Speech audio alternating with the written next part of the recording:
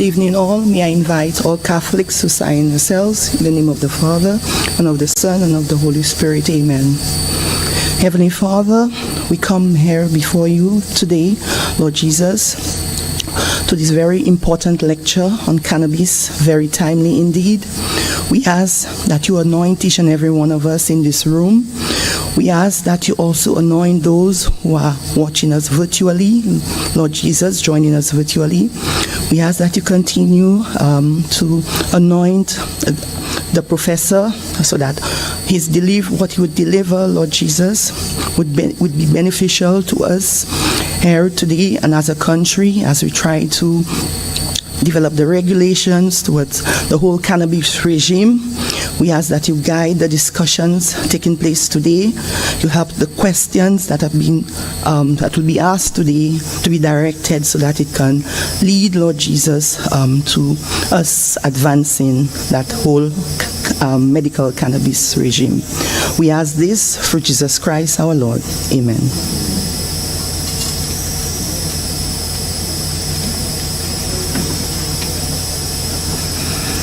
Thank you, DPS.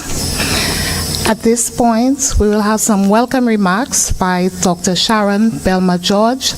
Ms. Dr. Belma-George is the Chief Medical Officer of St. Lucia.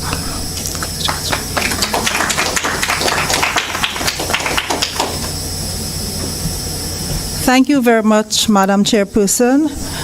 Good evening to all. I recognize Honorable Emma Hippolyte, the Minister of Commerce, Manufacturing, Business Development, Cooperatives and Consumer Affairs, the Deputy Permanent Secretary of the Ministry of Commerce, Mrs. Charmaine Justin, Dr. Jerrol Thomspon, the CEO of the Medicinal Cannabis Authority of St. Vincent, Mr. Dylan Norbert Inglis, the Legal Counsel of the Ministry of Commerce, our health team. We know that we have quite a few persons here to have the discussion with us, and we have over 100 also on Zoom and also on YouTube. So good evening and a warm welcome to you. For us in the Ministry of Health, we have been very pleased to be working along with the Ministry of Commerce on the medicinal cannabis bill. And as you are aware, for us in the Ministry of Health, evidence-based data is extremely important. We look at our local health situation where NCDs continue to be over 82% the cause of death within the country. And our recent STEP survey, our behavior risk factor survey, has highlighted where some of the modifiable risk behaviors are. So of concern to us, alcohol use and abuse has been on the increase. We see it in younger age groups. Tobacco use as well, where we noted over 65% of the population from our survey reported smoking daily. Also overweight and obesity, over 65% of our population, raised blood pressure, and also raised blood glucose. One of the things which we have appreciated quite a bit, especially with Mr. Norbert Inglis, who worked closely with our team, was ensuring that there was open, honest dialogue with the various stakeholders. And today is another example of ensuring that there is stakeholder and discussion as we move forward with the medicinal cannabis bill. What we continue to advocate for at the level of the Ministry of Health is to ensure that we use the data that is available and we ensure that our policies also reflect evidence-based data. Now that there is research that shows the medicinal properties of cannabis, in particular Marinol and Cannasol, which has been approved by the FDA, after appropriate and effective studies have been effected, we have to ensure that whatever products are used with market authorization to ensure quality and standardization. We also have to ensure that whatever manufacturing of products are done locally, they must have strict standards to ensure quality and also to accurately determine the concentration of drugs that are present. We also want to ensure that whatever mode is used, it ensures dose standardization as well. Some of the strengths which the Ministry of Health advocates for within the bill is ensuring that whatever is prescribed is from a registered medical practitioner, and that whatever is available is through a duly authorized pharmacy.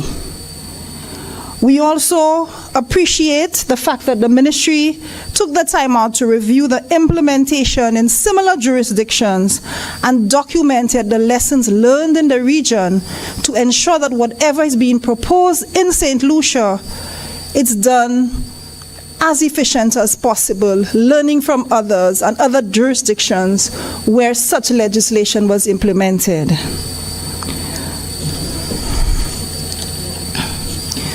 One of the very important points which at the level of the Ministry of Health, because you would understand, we have a mandate for health and safety of the population. We have a mandate that is very protective, given the health burden that we are already managing in country, as I indicated, the issues of NCDs and the modifiable risk behaviors that we note and we continue to see through our various surveys. We have to ensure that whatever measures we implement, all of the safety nets are also in place to support, to ensure whatever we do is done with the best possible outcomes. One of the gaps which we note is the lack of data on current use, on current cannabis use. The last report that I've been able to get my hand on is the OAS CCAD report of 2016, which showed that over 25% of students in the age range 13 to 17 years used cannabis, and this is 8 years ago. And St. Lucia was the third highest use within the Caribbean. So this is very outdated. There is need for new data to show the real use. And I think we need to be open and honest when it comes to use. Cannabis, I think way back when it was seen as used by Rastafarians or persons on the block, this is not in 2024 in St. Lucia. Every strata of society, every profession, it's a lot more widely used than is openly admitted. So there is definitely a need for data, and whatever we implement must reflect the reality, it must reflect the culture of what's happening in country. We want whatever we do, it must also be realistic. We have to ensure that with the implementation, we have the capacity to monitor, to evaluate, and the capacity to regulate. There's also the need for a capacity enforcement, given our already limitations with our police force. And for us in the Ministry of Health, when it comes to drug use and misuse, we have a more protective layer. It's not our concern to put anybody in prison. We are not about that. For us, somebody who has an addictive issue, our slant is about getting care and bringing them back to the best of health. That is where we are focused on. So if you review the bill, it calls for a lot of processes and procedures, from growing to transporting to prescribing. We have to ensure that those measures are adequately put in place to be able to regulate properly what we are about to implement. Of concerns for us, and it's one of the issues I have whenever we speak about cannabis, that comparison with alcohol. Alcohol is not better, and I think it's a little hypocritical to say that we have alcohol readily available. It should not be readily available. It should not be readily available to minors. We see the issues. We get it in our health facilities, the end products of alcohol use and abuse, and even in younger age groups. So we note that we've not been able to regulate well alcohol use, even among our very young persons. And also, for example, we've passed the smoke-free space legislation for indoor and outdoor spaces. That amendment to the Public Health Act the amendment in 2019 and the regulation in 2020. And this is one of the areas that we've not been able to enforce with the change made in the regulation. And from a health perspective, we see the outcomes of that. We see it in our ER. We see it in the levels of chronic obstructive pulmonary disease, or COPD, that we register at the hospitals and our healthcare facilities. So I think it is extremely important, as we implement, we ensure all of the various levels are in place to ensure that it is done efficiently. Two other things that I want to also add: we have to ensure with this that we have adequate public and patient education. The data and the research has shown the medicinal values of CBD, but we must not forget that the harmful effects of THC still exist. So it is important that we utilize the beneficial parts of the plant, but also safeguard against the parts that are still harmful. The other aspect which we definitely need to strengthen on is our mental health and social support services, especially in relation to the youth. So we have to ensure that we have adequate information going out to the public, but especially the younger age group. We have to ensure we have the necessary social services in place to ensure we safeguard against them and we protect them at all costs. At this point, we are very pleased for the level of consultation and collaboration that we have done with the Ministry of Commerce on implementation. So we just hope that all of the necessary measures are put in place to ensure that this is done as safely as possible, to ensure we get the beneficial aspects that are there. Thank you so much.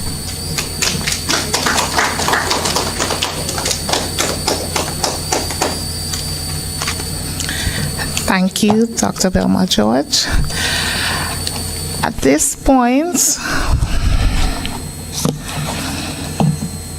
we will have the presentation on medicinal cannabis and its applications. This presentation will be done by Dr. Jerrol Thomspon, and as I indicated earlier, Dr. Thomspon is the Chief Executive Officer of the Medicinal Cannabis Authority of St. Vincent and the Grenadines.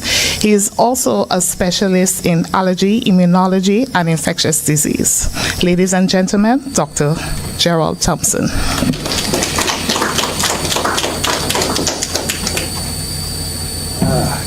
Pleasant good evening to everyone. Honorable Minister, it's a pleasure. And the audience here and all those who are in cyberspace, it's certainly wonderful. I must say I am not new to St. Lucia. As you know, I'm a medical doctor. I'm actually a microbiologist by profession, and I did internal medicine. I went on to do infectious diseases, the master's in public health in New York, Columbia University, and then I went into private practice. I went to private practice at the core of what was the HIV epidemic. And there I learned a great deal. Now, let me say I saw a Vincentian lass, and I got a little connected, Minister, and I moved back to St. Vincent and the Grenadines, leaving New York, and I caught a bug, a political bug, and went into politics, where I became the Minister of Telecommunications, Science, Technology, and Industry. At the time, we were setting up ECTEL.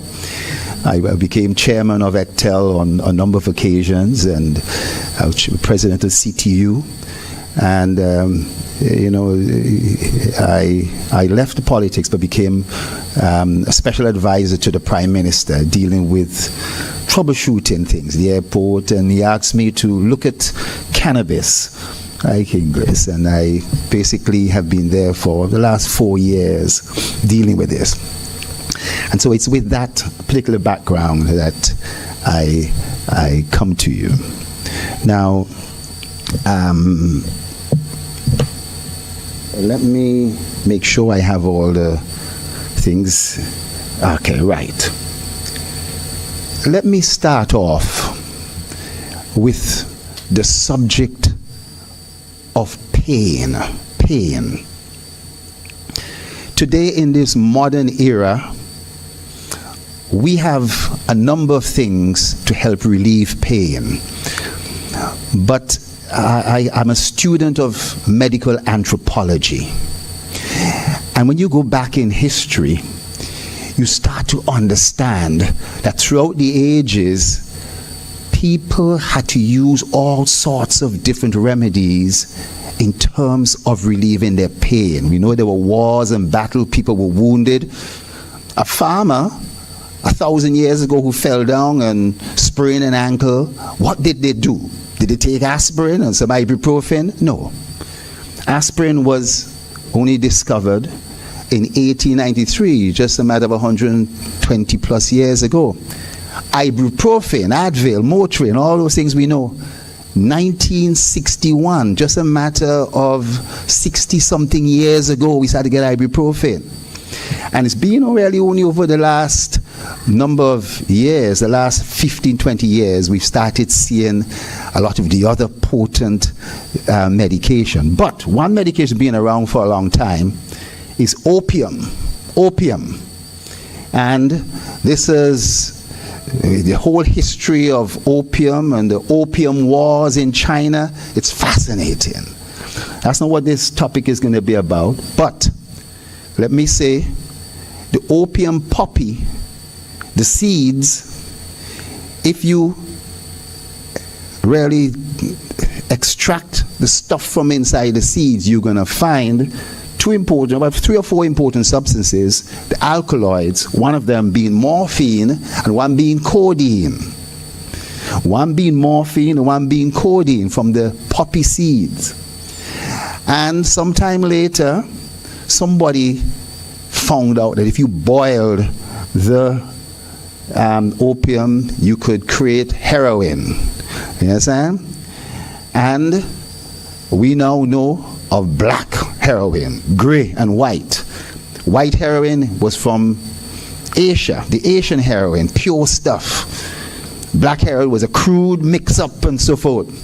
So if you are taking black heroin, and sorry about the racial connotations to it, but if you were taking black heroin and somehow you found a dose, somebody gave you a dose of white heroin, pure heroin, if you take the same dose of the white heroin, you're going to overdose. You understand? And we then found a way of making synthetic opioids. And in my last few years working in the United States, I can tell you, I wrote a ton of fentanyl. Patients would come in, the drug reps came and said, the fentanyl, synthetic opioid, don't worry, we'll fix you up, it's good stuff. And I wrote a ton of it before I left the United States to return to the Caribbean, only to find 5-6 years later the fentanyl epidemic, and now 106,000 people die of fentanyl overdose every single year in the United States from synthetic opioid. There's a form of fentanyl called duragesic patches. So take it and give the patient to slap it on. Got to take that off on the market because of the addictive nature of these particular type of things. And I could go on to other things, Valium, Xanax, all this. In Europe, the greatest cause of death, of overdose death, is coming from Valium, street Xanax. And I have some comments on that in terms of how we look at that. For me, as an infectious disease specialist, in the 90s, in the early 90s, I had a number of HIV patients. I had a lot of them. New York. My area of study was HIV in the elderly. I published a paper of 60 patients of persons over the age of 60 with HIV. The men, businessmen, white men, would drive down into Newark, pick up prostitutes, have sex, and then return home. Then we started finding their wives and them coming down with HIV. And I published this in an ICAC, that would be 1989. I don't want to say, give you the idea how old I am and so, But I remember with my patients, one patient came to me. He was a lawyer, and he was losing weight.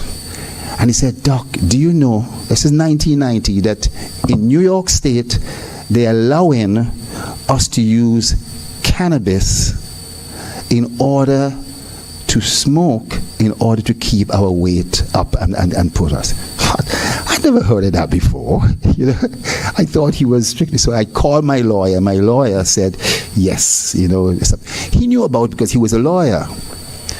And of course, I must admit this, the type of insurance he had, it wasn't something that I was going to reject. But he said, I have a couple of friends, and he brought a friend the next week for the same thing, and they had the same insurance. And I got to tell you, the reimbursement was good. But I left to go to the Caribbean, and when I came back, there was a letter on my desk from the federal government saying I must not prescribe any cannabis, it's illegal, so and so and so and so. I started looking around to see if cameras were there. How did they know? What it was at the time was that they had just passed the 3rd International Treaty Convention, and they had sent letters out to every physician in the United States. So I received one too. It wasn't that they'd caught me in any way writing letters. But the fascinating thing was that I saw these patients put back on their weight. I wasn't really writing the letters. They had their own network, and they were putting back on their weight. Their appetite was good. I used to give these patients anabolic steroids, something called Megace, so that it could stimulate their appetite because they're losing weight. I was part of a group. We went to Kenya. We were trying to use alpha interferon as one of the alternatives to AZT in the treatment of AIDS. And there, people were coming in thin like a stick. In that area, they called AIDS Slim's disease. And again, it was fascinating how, for those patients with experience now, the use of cannabis, it stimulated their appetite, and they were able to put on weight. So apart from the cachexia and so that comes with HIV, here was something that wasn't treating the HIV, but overriding the anorexic effect of the HIV, the inflammatory anorexic effect, and they started really putting on weight. So I wanted to say the experience. So even with that, I was not sold on cannabis. I must tell you, I got my own little prejudices about cannabis and so forth. But it was only until 1995 I had to attend a CME lecture, and the person who was going to give the lecture was Dr. Raphael Moshalom, the father of cannabis. At the time, I hadn't realized the significance, but I'm there, and I'm there, I'm not there. You know how you attend the lecture, you're supposed to be there, you want to go somewhere else, and so. And this lecture was about, he had discovered a new system in our body. the endocannabinoid system. And my mouth just dropped because I couldn't explain what was going on with marijuana and weight gain and so. But here he was presenting something that was going to try to explain that whole process in cannabis.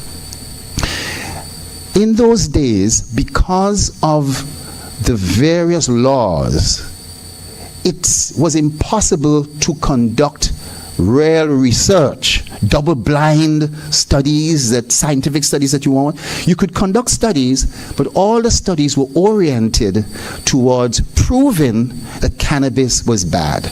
I did my stint a couple of months at NIH and so forth. Right near in Maryland, there's a center called NIDA, right? It's the National Center of Drug Abuse for the United States. Any cannabis that's cut down in Texas or Maine or anywhere, they would ship it off to NIDA. They store it. And anybody who wants to do research has to apply to NIDA to get cannabis from them to do the research. You can't grow your own and do research. You got to get it from NIDA, and you have to sign off that you've got this amount and so forth. But I know some of the stuff has been there for 5 years, 6 years, and it's all the terpenes and all this kind of stuff has evaporated and so on. And whatever studies were being done really had some question. But here was this Dr. Mushalam with a new story. Next. Right, let's see if I get this right. Now, we all should know by now, and I really hate to repeat that, internationally, there are 3 drug conventions. 3 international treaties. St. Lucia's a signatory, St. Vincent is a signatory, all the countries of the world, I believe, are signatory, maybe 1 or 2. And the Single Convention of 1961, Convention of 1971 on psychotropic drugs, and then the 1988 Convention on trafficking of narcotic drug. N means narcotic drugs, ND, and P, psychotropic drugs. There is then a division of schedules. Sometimes the schedules are labeled ABC, but this real schedule is a Schedule 1. And cannabis is in Schedule 1. But guess what? They created an extra schedule, Schedule 4, and they put cannabis inside that too. And Schedule 4 was drugs that had no medical value, no medicinal value whatsoever. You should never use those. But cocaine and opium and all these other things was not in Schedule 4. You understand? Only cannabis and a couple of other things. And it meant that you should really stay. I mean, it was not just put in one nail, but put in a few nails and so forth to make sure nobody uses this stuff. And so, I want to say that in 2020, well, we have number 4 there, cannabis on the World Health Organization recommendation was removed from Schedule 4. And the World Health Organization acknowledged that cannabis has medicinal value. Now, the World Health Organization also suggested that cannabis be moved from Schedule 1 to Schedule 3. But it was voted down by a very narrow margin at the CND of 26 to 24 votes. In the CND, there are 50-something countries there and so forth. Now, let me go on. I could fast track, and this is just an old slide to tell you that in St. Vincent, we legalized in our Medicinal Cannabis Industry Act in 2018, and we made amendments to our Drug Prevention and Misuse Act, our Drug Trafficking Offense Act, our Proceeds of Crime Act, so that they're all in line. It did not allow for recreational use. It allowed medical use, but as the single convention say you must create a law first. You can't just say, well, we're doing it. You have to create a law, an act, pass it parliament, and you have to send it to the INCB. You understand? You have to send your act to the INCB. And you must set up an authority, and you must license the various stakeholders. And these are all laid out in Article 23 of the Single Convention. It's all laid out. And your legal folks who I see there will know all about this and so forth. You know? Now, I'm going to go a little faster. Now, I want to bring up this slide because I was just in Bolivia with Miss Mondesi and Miss Felix, yes, and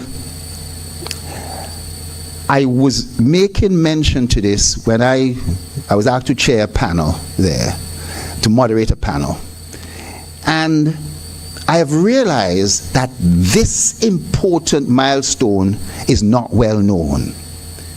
In 2016, the UN had a special session on drugs. This was just around the time of the UN Development Goals, the Sustainable Development Goals. And they came up with 7 themes.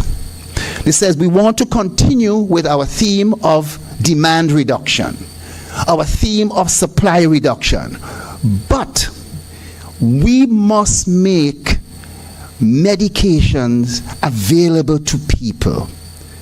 You see, in Gaza today, people's legs are being cut off without anesthesia. There are lots of places around the world, rural areas. They don't have aspirin, they don't have ibuprofen, they don't have Tylenol, you know?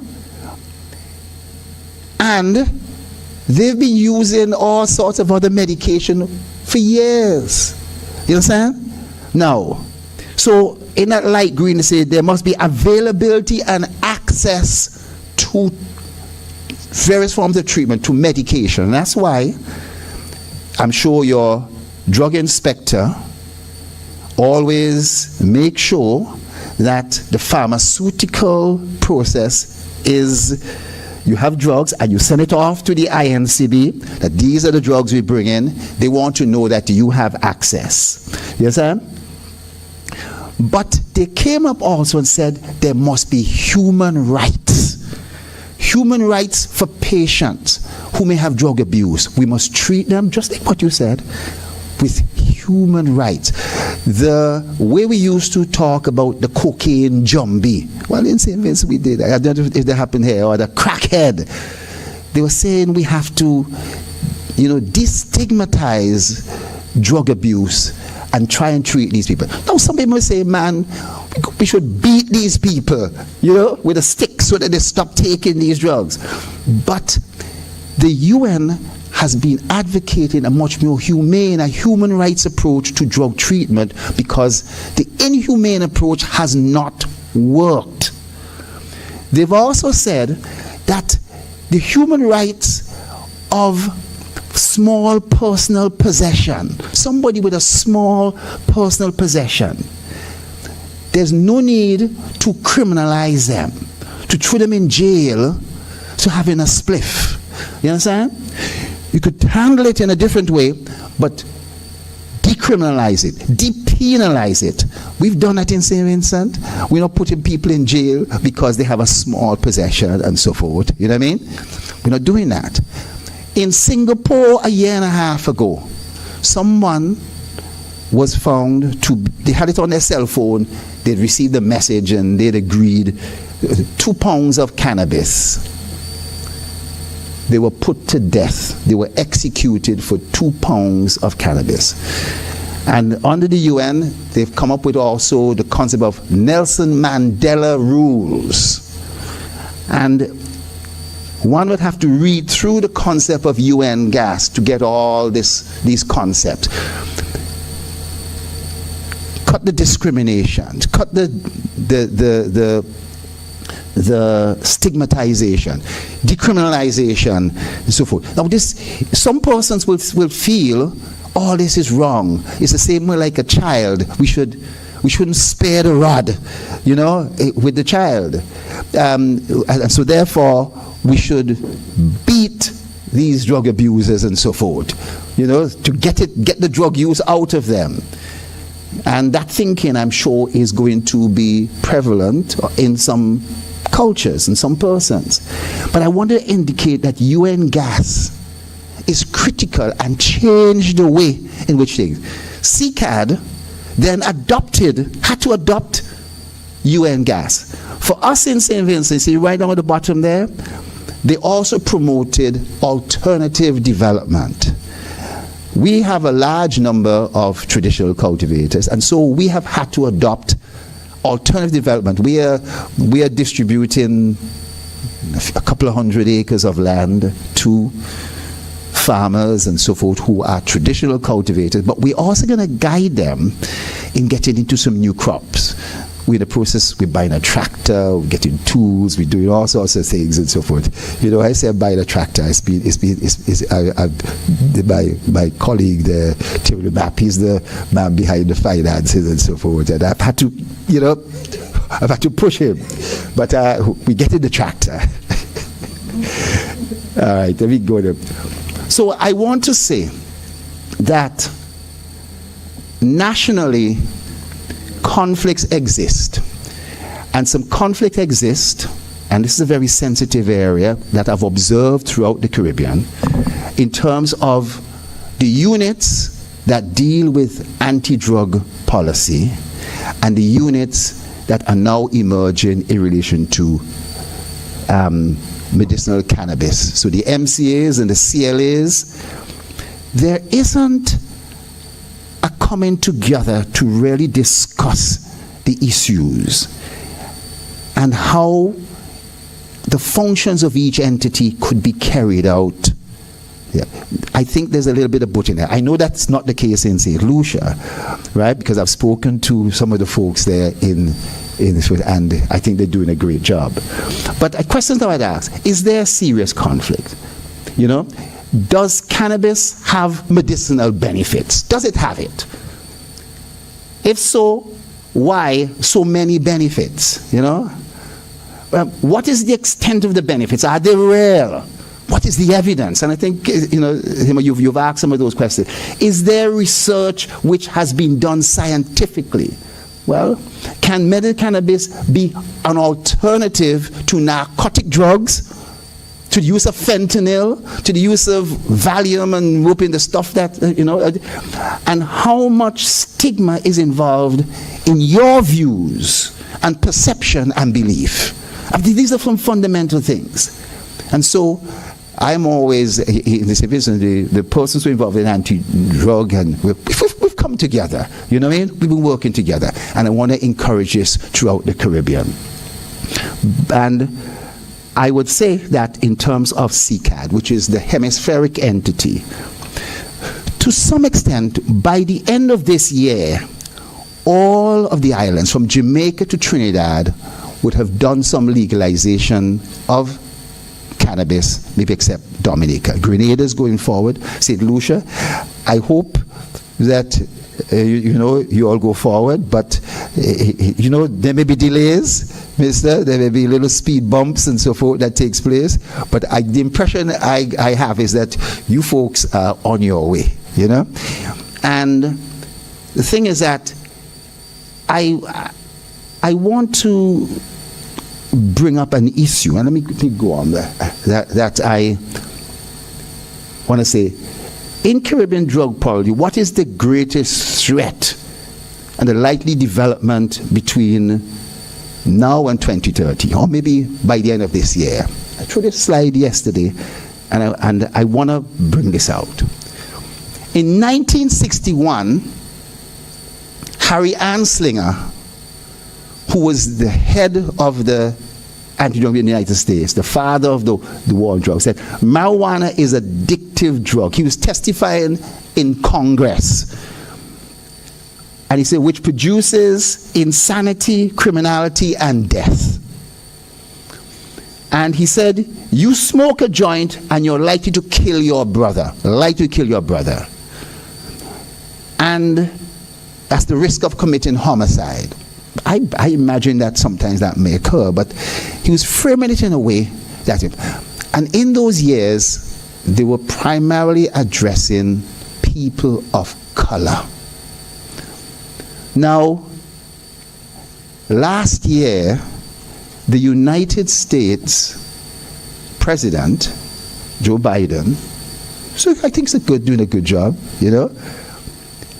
He had asked his Health and Human Services Division to do a study. They did a 2-year study on cannabis. I have read that study backwards. It's my job. I got to read it, and I've been in part of regional discussion, the national discussion on it. And it says some important things that we must acknowledge. A, cannabis has a potential for abuse less than drugs or other substances in Schedule 1 and 2. And it should be rescheduled to Schedule 3. That's what they said. They said cannabis has a currently accepted list of medical use in treatment in the United States. And of course, they went through all the various studies and so forth to compile to be able to make that statement. And in St. Vincent, I do not have the ability to repeat those studies. I can read those studies and maybe even say, that's on Americans. Would it be the same as Vincentians and so forth? And that's a valid point. But I don't have the ability to repeat those studies. That was so-called all the money. I won't be able to buy the tractor. You know what I mean? And abuse of cannabis may lead to moderate or low physical dependency or high psychological dependency. Acknowledgement of that. That's real. But it was what was done, and I think, Sema, you drew the point. For the first time, the Health and Human Services was as I said in yellow, the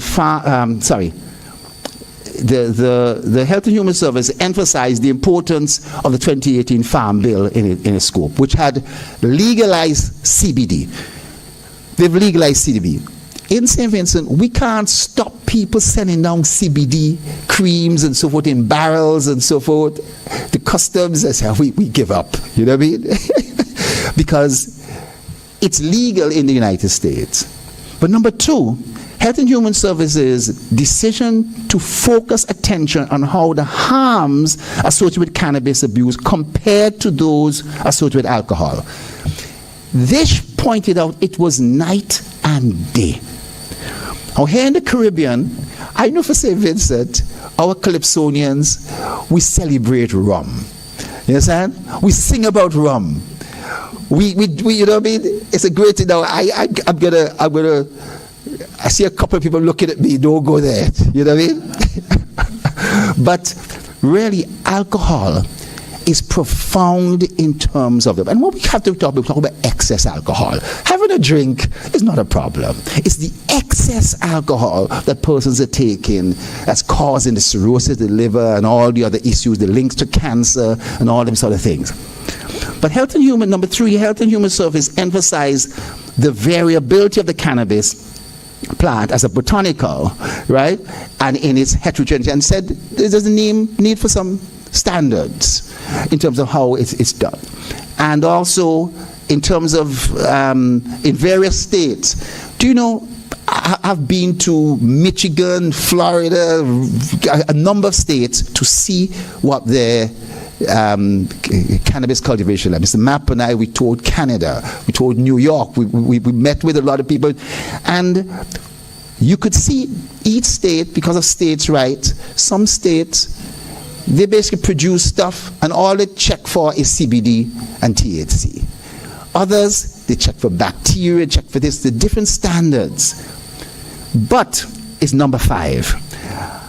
That Health and Human Services analysis was the recognition that the relevant data supporting that Marinol and Sandros were in Schedule 3.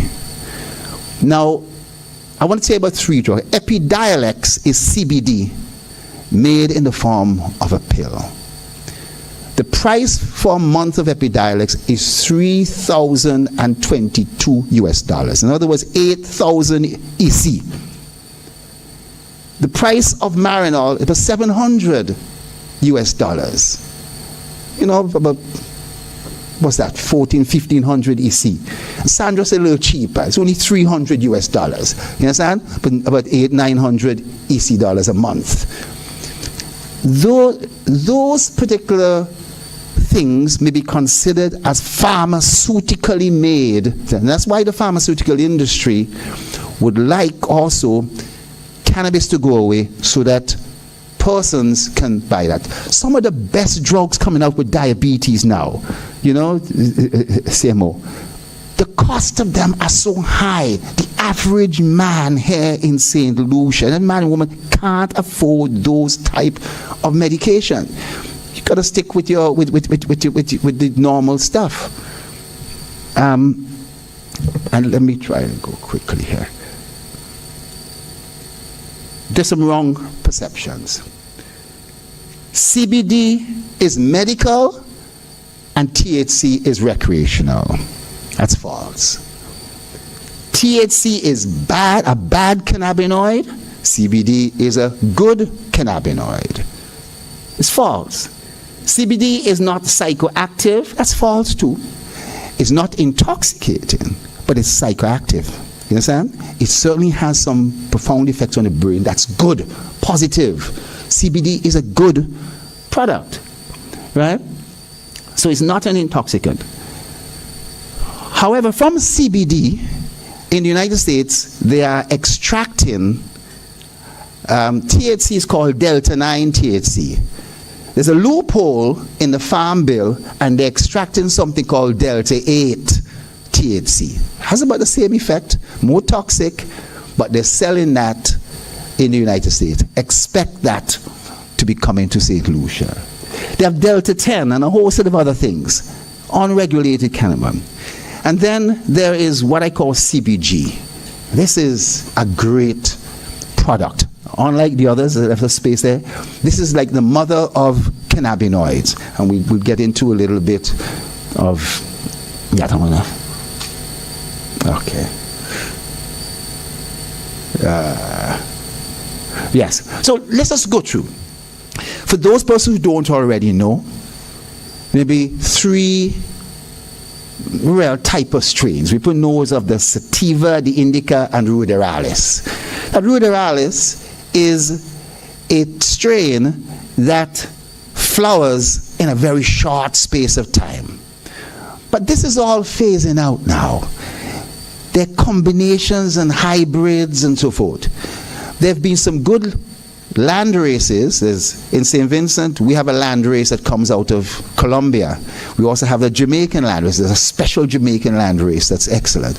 But over the time, you know, they've changed and they've merged, and it's hybrids now.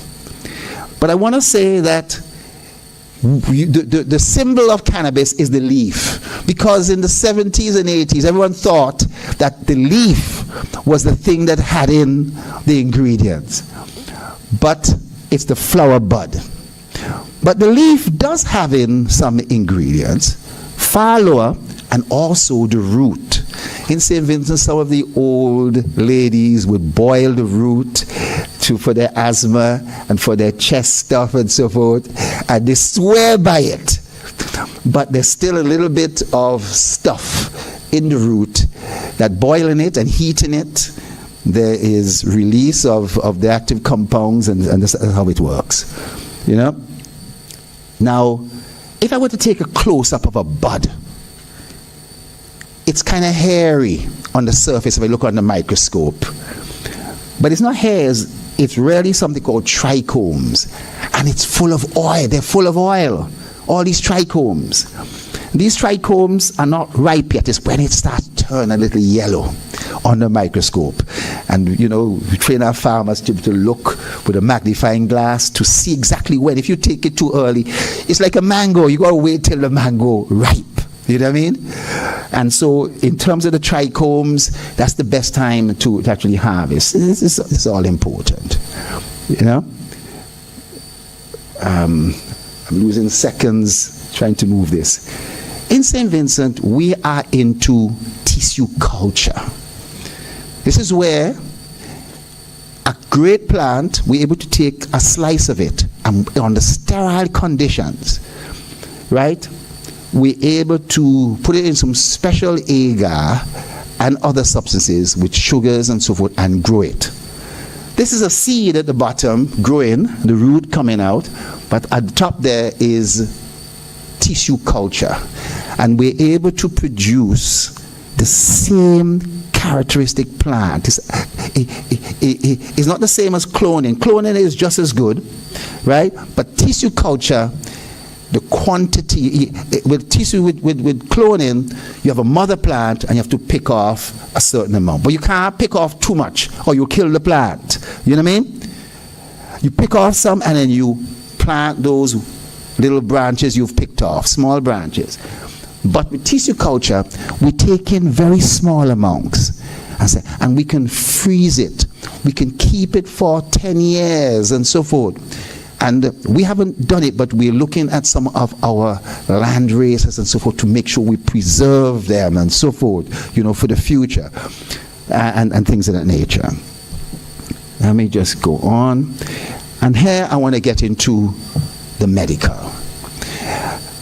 When I was telling you about Dr. Mushalam and that 1995 lecture that made my mouth drop. I had gone to medical school, done specialty training, and heard about that in our bodies we have 11 systems. I was wondering, why 11? You know, why 11? And then he was telling us there was a 12th system. A 12th system. So you can imagine my shock. I mean, I'm into immunology, and he's telling me that all the time I've treated patients and so forth, I didn't know about it. And I regret that during those years, I lost patients that if I had the information, I might have been able to do something more with them. So everybody recognize all those systems. And what the endocannabinoid system entails, since 1995, I suppose that's probably why I was doing something. And I want to, this has a pointer, doesn't it? Huh? Is a pointer? Is it, I'm not sure if it does, but the system consists of receptors in our body. There are two types of receptors. Some that are in our brain and our nervous system and our spine. And other receptors that are also in the brain, but they're also in our skin and in our immune system. They lie on top of some of our white blood cells, our immune cells, the lymphocytes, the macrophages and so forth. And our body produces what that's up in the middle, deep, these ligands called anandamide and 2-AG. CB1, CB2 receptors are made predominantly from omega-3 fatty acid kind of thing. And the ligands, omega-6. But when they interact, they cause something. And then to break them down, there's some enzymes that are produced in the liver and all sorts of things. It's a complex thing. But the important thing, Mayu says, that inside our body are endocannabinoids. And I don't know how God made it that way. But he produced a plant that had phytocannabinoids that can interact with the same receptors. And so, what does the endocannabinoid system do? Let me step away here a minute. It's so important to understand. We know the heart controls the pumping of blood around our body. And we know our lungs, the breathing. But what's been controlling our sleep pattern? Our appetite? What controls our mood? Being in a bad mood, in a good mood, and so forth, a rotten mood. What controls some of the immune functions? what controls our pain threshold. Sorry about that, right? Reproductivity and memory. Oh, I see. Sorry about that. The folks online. I just want to get a little closer to that, just to point it out, because I can't point it. And the point is that these are important functions that we have ignored. We have thought, well, they just happen. But there's a system that's dealing with it. Other systems interact with it too and contribute. It's not just the endocannabinoid system, but I want you to understand that. And then I'm introducing to a term, CECD. CECD. Sometimes sure when you would Google it, it will come up very nicely. CECD is clinical endocannabinoid deficiency. We've heard of insulin deficiency. We've heard of all kind of thyroid deficiency. Those endocannabinoids I was telling you about, anandamide, 2-AG, there can be some deficiency in them. Whether it's that you haven't been taking enough omega-3 fatty acid, or you haven't been taking, it's a complex issue that isn't easily as simple as that. But there is deficiency in your endocannabinoid system, as there could be a deficiency in your thyroid, deficiency in your pancreas, and things of that nature. And you can have how cannabis works. There can be deficiency.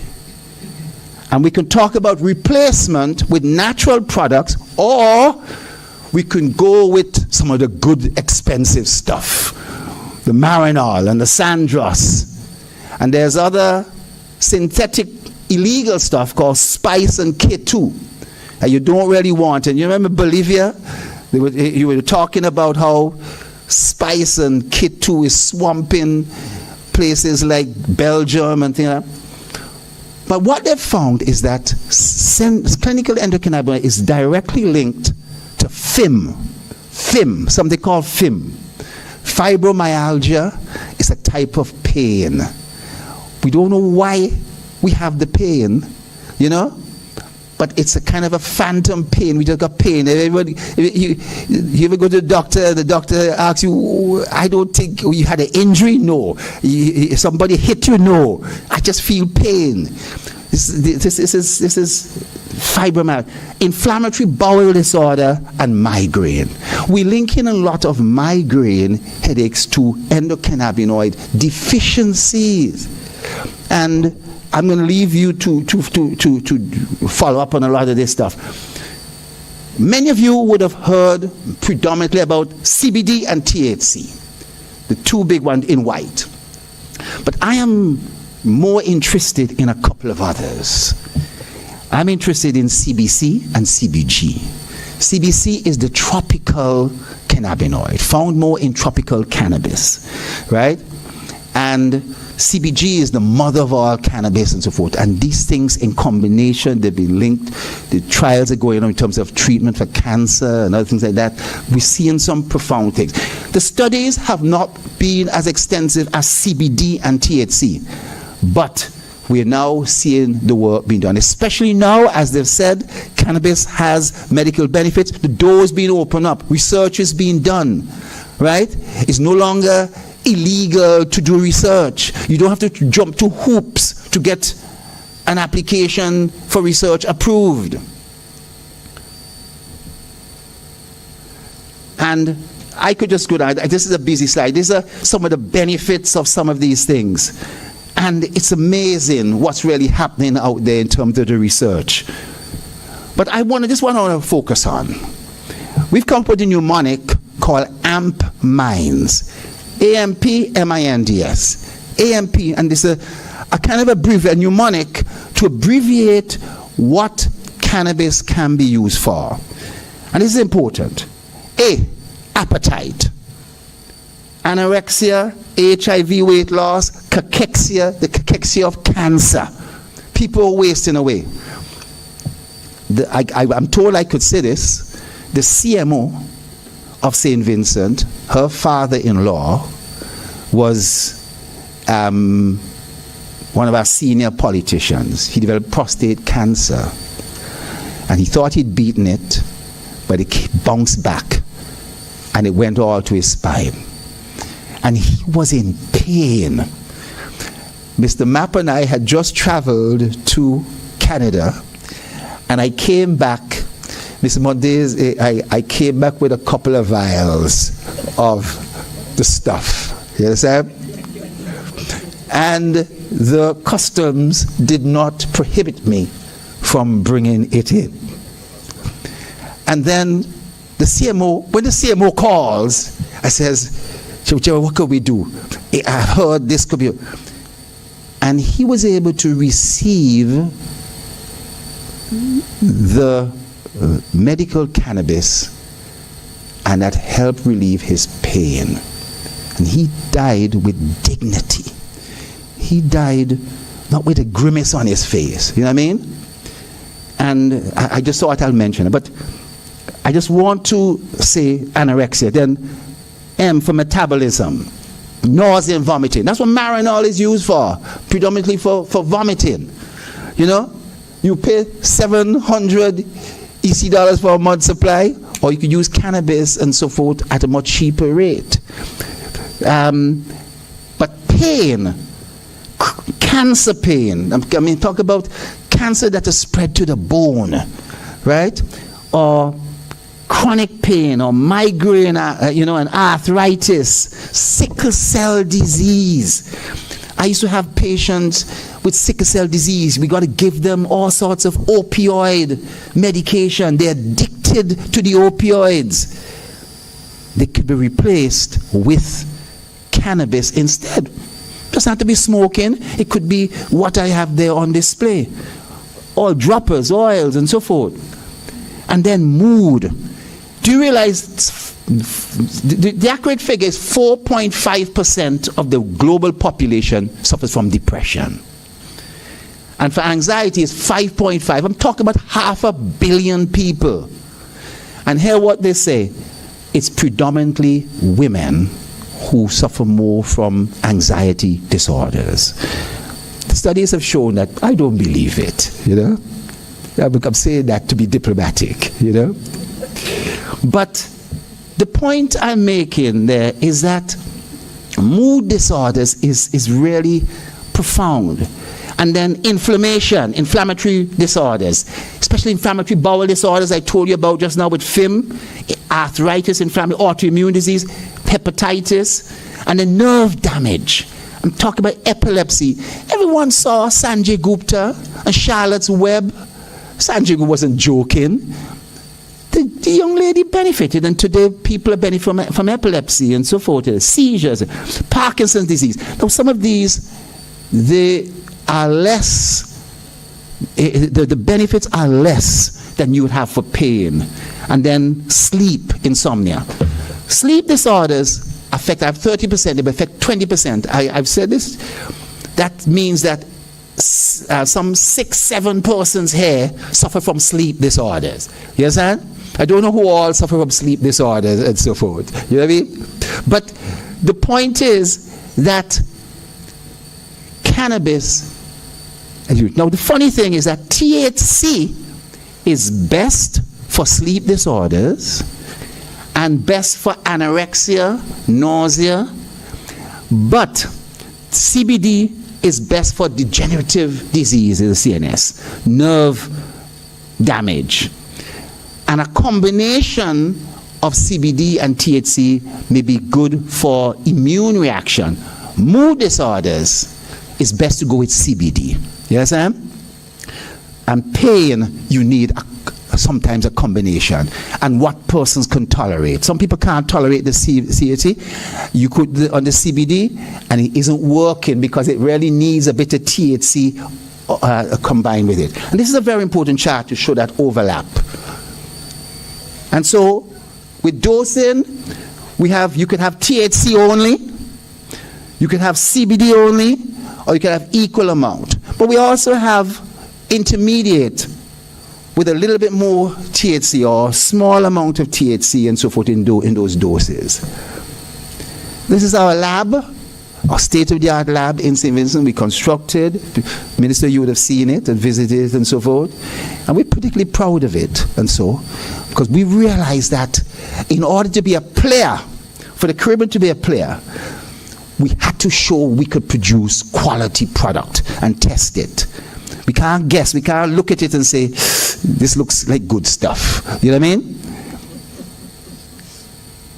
And this is, this is the same sort of stuff there, So I want to just touch on this a little bit. CB1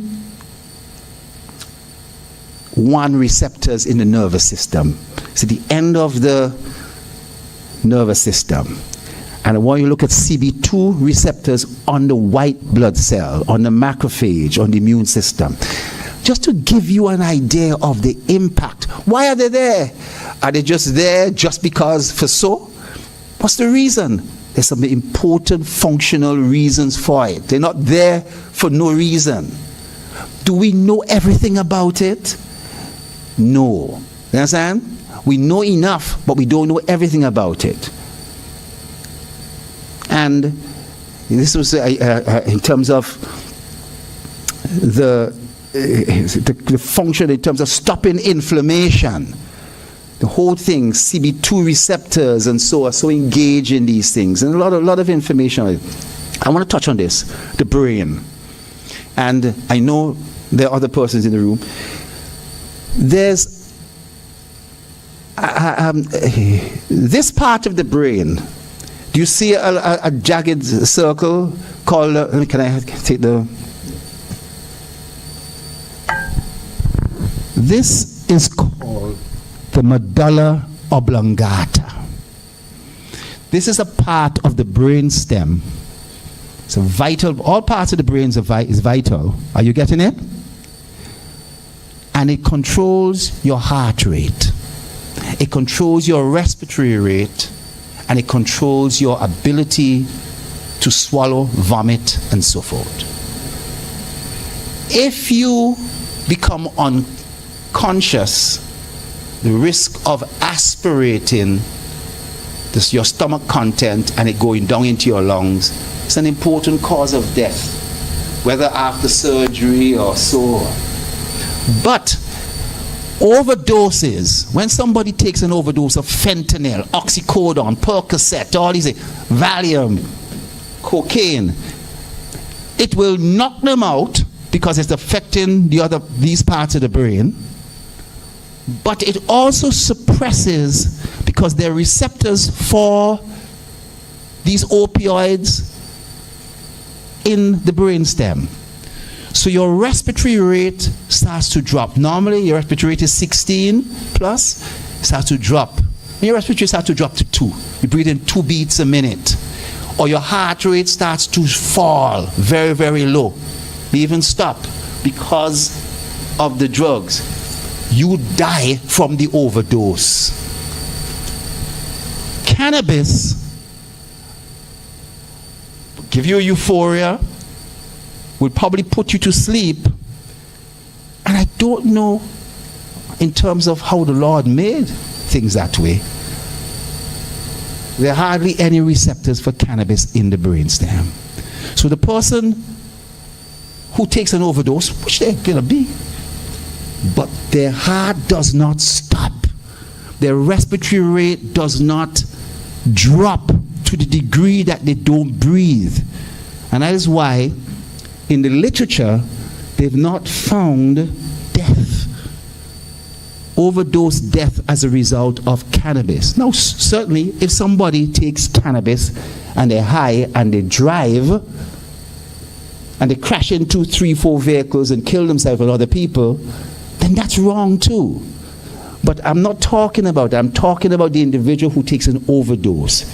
This is often disputed, but it's now really remarkably being repeated. You don't see in the CARICOM report, they had a chart showing deaths reported from cannabis, whereas deaths reported from other drugs. And throughout the world, the 106,000 people who die of fentanyl from overdose, it's because of this side of the equation. You know what I'm saying?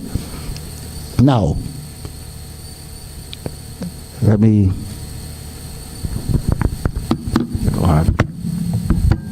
Cannabis use disorder. I think we have to respect this.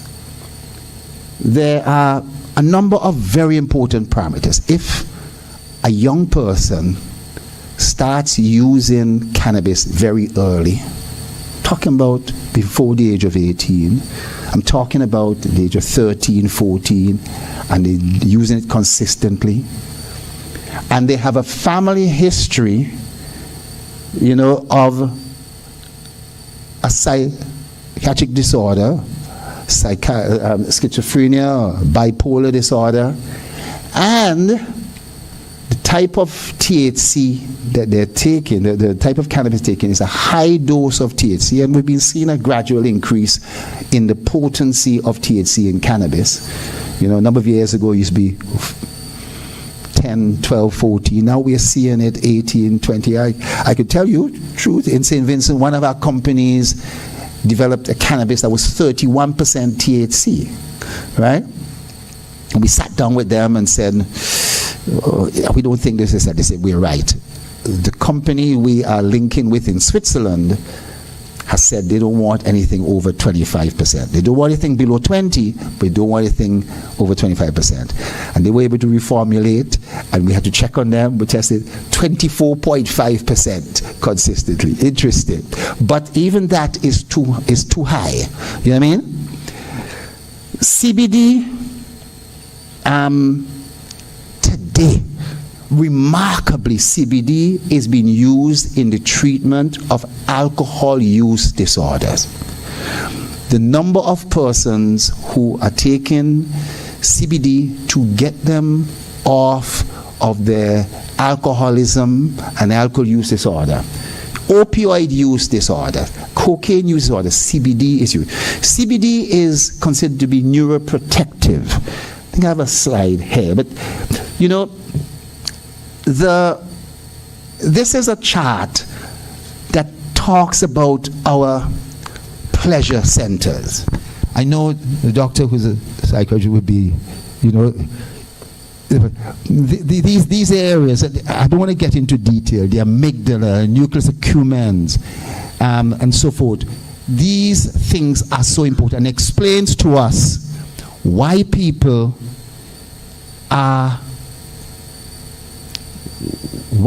become addictive to chocolate, to sex, to alcohol, to gambling, to all sorts of things.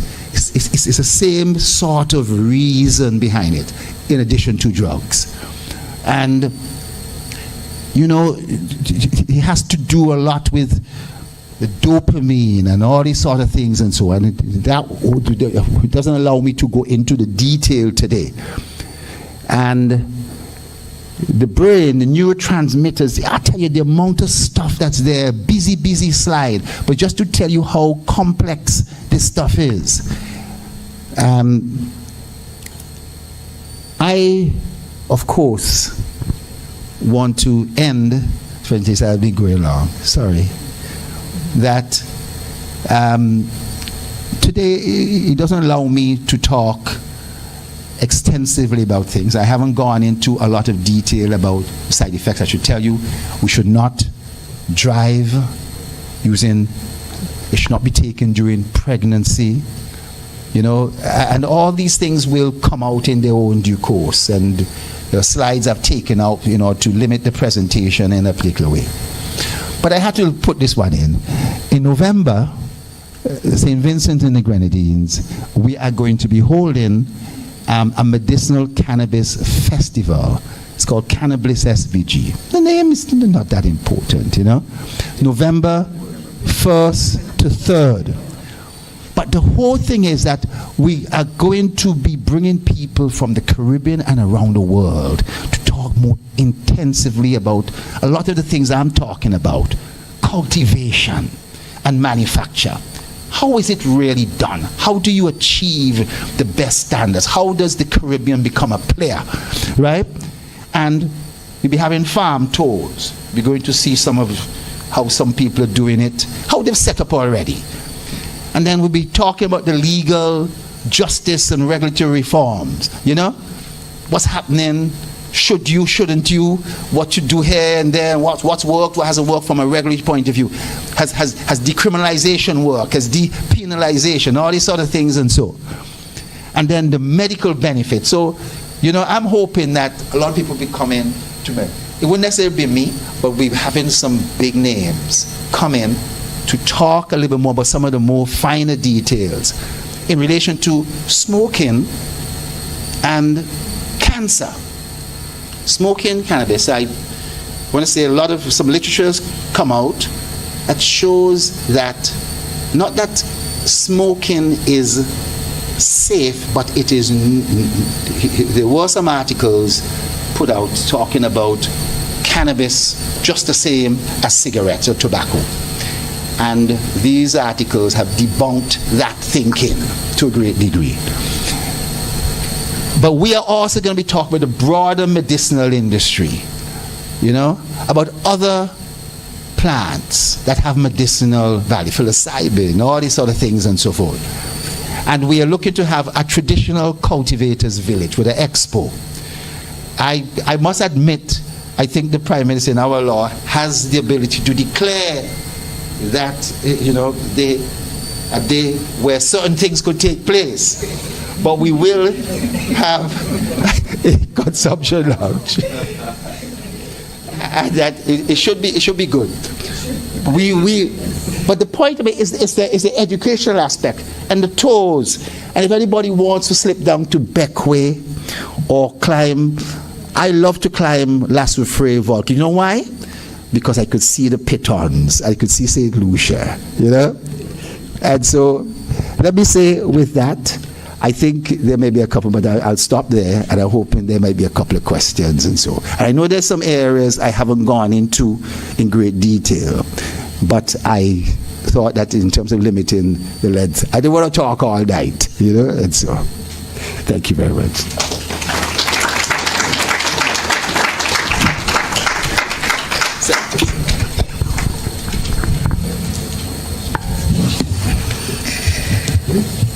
Thank you, Dr. Thomspon. I'm sure for many of you here, the information presented was insightful, educational. So we're ready for persons. If anybody has any questions, you raise your hand and we will have the mic taken across to you. Questions? Can you name any benefits of smoking marijuana?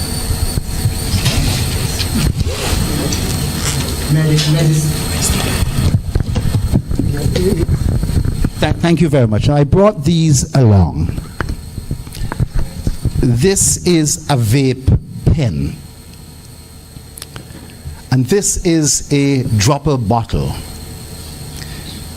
And I was hoping to also have brought in some capsules with oils and so forth. Yeah. When somebody takes a capsule, it is swallowed, it goes into the stomach, it goes through the intestine, and then is absorbed and goes through the liver. Really, the liver makes changes to it, actually making it a little bit more potent, and then it enters into the bloodstream and then goes to the brain to have the effect. That takes 1 hour to take place. And so taking tablets or taking things orally is a slow process. However, it lasts a long time. And people have to know this because somebody could take a tablet, especially this happens with taking brownies and so forth. Now be careful with that. If you take a brownie and you're waiting for effect and no effect, you take another brownie, no effect, you take another brownie, you've taken 3 doses, and then an hour later, the person is dancing on the table, you know? With a dropper, we recommend the person takes this and puts the dropper and put 2 drops under their tongue. These things are usually flavored with pineapple or mango or so that they taste actually good, but not taste so that you would drink it, you know what I mean? But that it's palatable. and that it takes close to about 5 to 15 minutes for it to be absorbed. One of the most intensive blood complexes underneath your tongue. And so it absorbs that and takes it around, but it doesn't go through your liver, it goes straight to your brain. So 10 to 15 minutes. However, smoking is able to give you the impact within a matter of 1 minute to 2 minutes, because it's absorbed through the lungs, through the pulmonary artery, and goes to your brain. So you see virtually almost like an immediate. It's not immediate, but you see the effect within a matter of 1 minute, 2 minutes. Similarly, vaping would give you the same type of thing. So it comes down to a process. Whereby to use this device, it is discreet. Somebody could take it and put it in his pocket. I didn't tell you that the smell from cannabis doesn't come from THC or CBD. It comes from the terpenes that are in it. There's these other compounds called the terpenes, and I didn't want to go into detail with that. And you have pinene, you have all sorts of different enes that smell in a particular way. You see them in lime, has limonene, right? And some cannabis products have it. I must tell you, in St. Vincent, some of the lab people, they've come up with some unique combinations of terpenes that said they haven't seen before in other places. But what I'm saying is that by vaping, you eliminate some of the smells and the odors. So I could come here and go into that corner and vape, and nobody here would know that I have used it. Whereas if I went there and smoked, somebody, more astute people, I'm sure, or everybody would say, oh, I could smell cannabis coming from somewhere. You know what I mean? But the price is obviously going to be different. And just like I mentioned Marinol, and I mentioned Epidiolex, nobody wants to pay. Now in St. Vincent, they started off with these things at about $100, and they've now dropped the price about $50 and so forth, and they have refill cartridge and so forth. But for someone else, they may want to use a small spliff in the quiet of their home, the privacy of their home, and there'll be no problem. In my view, there's no problem for that. So I've given you a long answer. The advantage of smoking is the immediate effect. So people with pain, they may take a capsule. They know they have long-term effect. But as they're out and about, the pain starts to come on. And if they try to take another tablet, how long will it take for the effect to say? What they could do is they could smoke or vape to get almost immediate effect in terms of reducing the pain. Smoking and vaping will only last for a short period of time. The most it would last for about an hour, hour and a half or so. But at least you then be able to go back to some of the other methods and so forth. So it's a combination, same like insulin. You know how, you know, the amount of insulin you take and when and all this sort of things and so forth.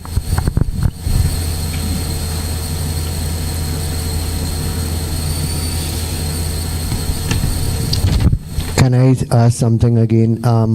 Having been very active as an advocate, and people seen me, total strangers have come up to me and said, I had asthma when I was a young teenager, and I smoked ganja and the asthma went away. And a good few people have told me that. Obviously, there are people who said that they use the tea or the leaves and the root. But obviously, this is anecdotal. And what do you think these people, how did the smoke affect their asthma? Or are they just tripping and they just imagine that? Okay. Quickly, there's three things I got to say about that. If cannabis is not grown properly, there can be a fungus called aspergillus that can develop on the fungus or on the cannabis. So in the lab, we test for aspergillus. Aspergillus, if you inhale it or you try to sell it, it can trigger asthma. You understand? In terms of one of the cannabinoids called CBN is excellent as a treatment, an alternative treatment for asthma. You understand? Now, I didn't put that as one of the benefits. I didn't put glaucoma. I didn't put a number of other things that people recognize. But in certain cultures and so forth, cannabis is used positive. However, you are going to find some persons, because of their hydration and so forth, and I've seen where persons are using other type of filters and things like that in order to reduce the amount of dust particles, and so that may well help. But an individual who has asthma, if they're not using cannabis for asthma, they use something else, you know what I mean? They may well go to another method of using cannabis if they need it for some other purpose, pain, this, that, and the other. You know what I mean? And I know your question, you maybe getting at is if smoking cannabis will trigger asthma. I'm saying that the circumstances it will trigger asthma is if there's aspergillus in it, and the smoking in itself should not induce asthma in somebody who doesn't have asthma. But somebody who has asthma has to be particularly careful and may choose to use some other method accordingly, you know, to that. But a lot of persons who will not have not really known that smoking cannabis will just induce asthma just if there's no underlying history of asthma. You understand? Can I that's not bad. Can I add to something to respond to his question? So one of the things that also that we need to look at is the effect of cannabis on your stress response system. So asthma itself is known to be in a lot of persons a response to chronic stress, basically. And the effect of cannabis on the stress response system is that it kind of dulls it a bit. Yes. And that's one of the calming effects we see in a lot of persons. Yes. So then a lot of persons will find that using cannabis or smoking cannabis will result in a reduction in the asthma symptoms because of that effect. The cortisol in the body reduces, the anti-inflammatory effect reduces, and those persons will then report that the asthma goes I put up a slide there focusing on the anti-inflammatory response and so forth, but you're absolutely right. And so each individual may be slightly different, but one of the important things is that on use, we have a policy of saying start low, go slow. Start low, go slow. And if anybody has anything, then you could switch to some other methodology and so forth. But I agree with exactly what you said there. And I wanted to add to what Dr. Gilead just said, that the chronic stress response is actually underlies or underpins a lot of the NCDs as well. And that's why you see some of the studies that point out that appropriate use of cannabis can actually help with some of those NCDs as well. We talk, diabetes, hypertension, even cancers, from the point of view of them being the stress response, long-term chronic stress response reaction. And the other place, certain experience with cannabis oil, not high THC but low THC cannabis oil, with agitated dementia in older people in particular, it's amazing.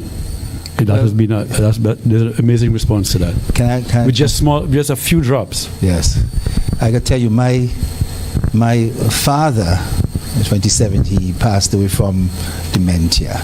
We had not passed the act yet, and again, I mean, I think people are going to get the impression that I'm a illegal hound, but he took some products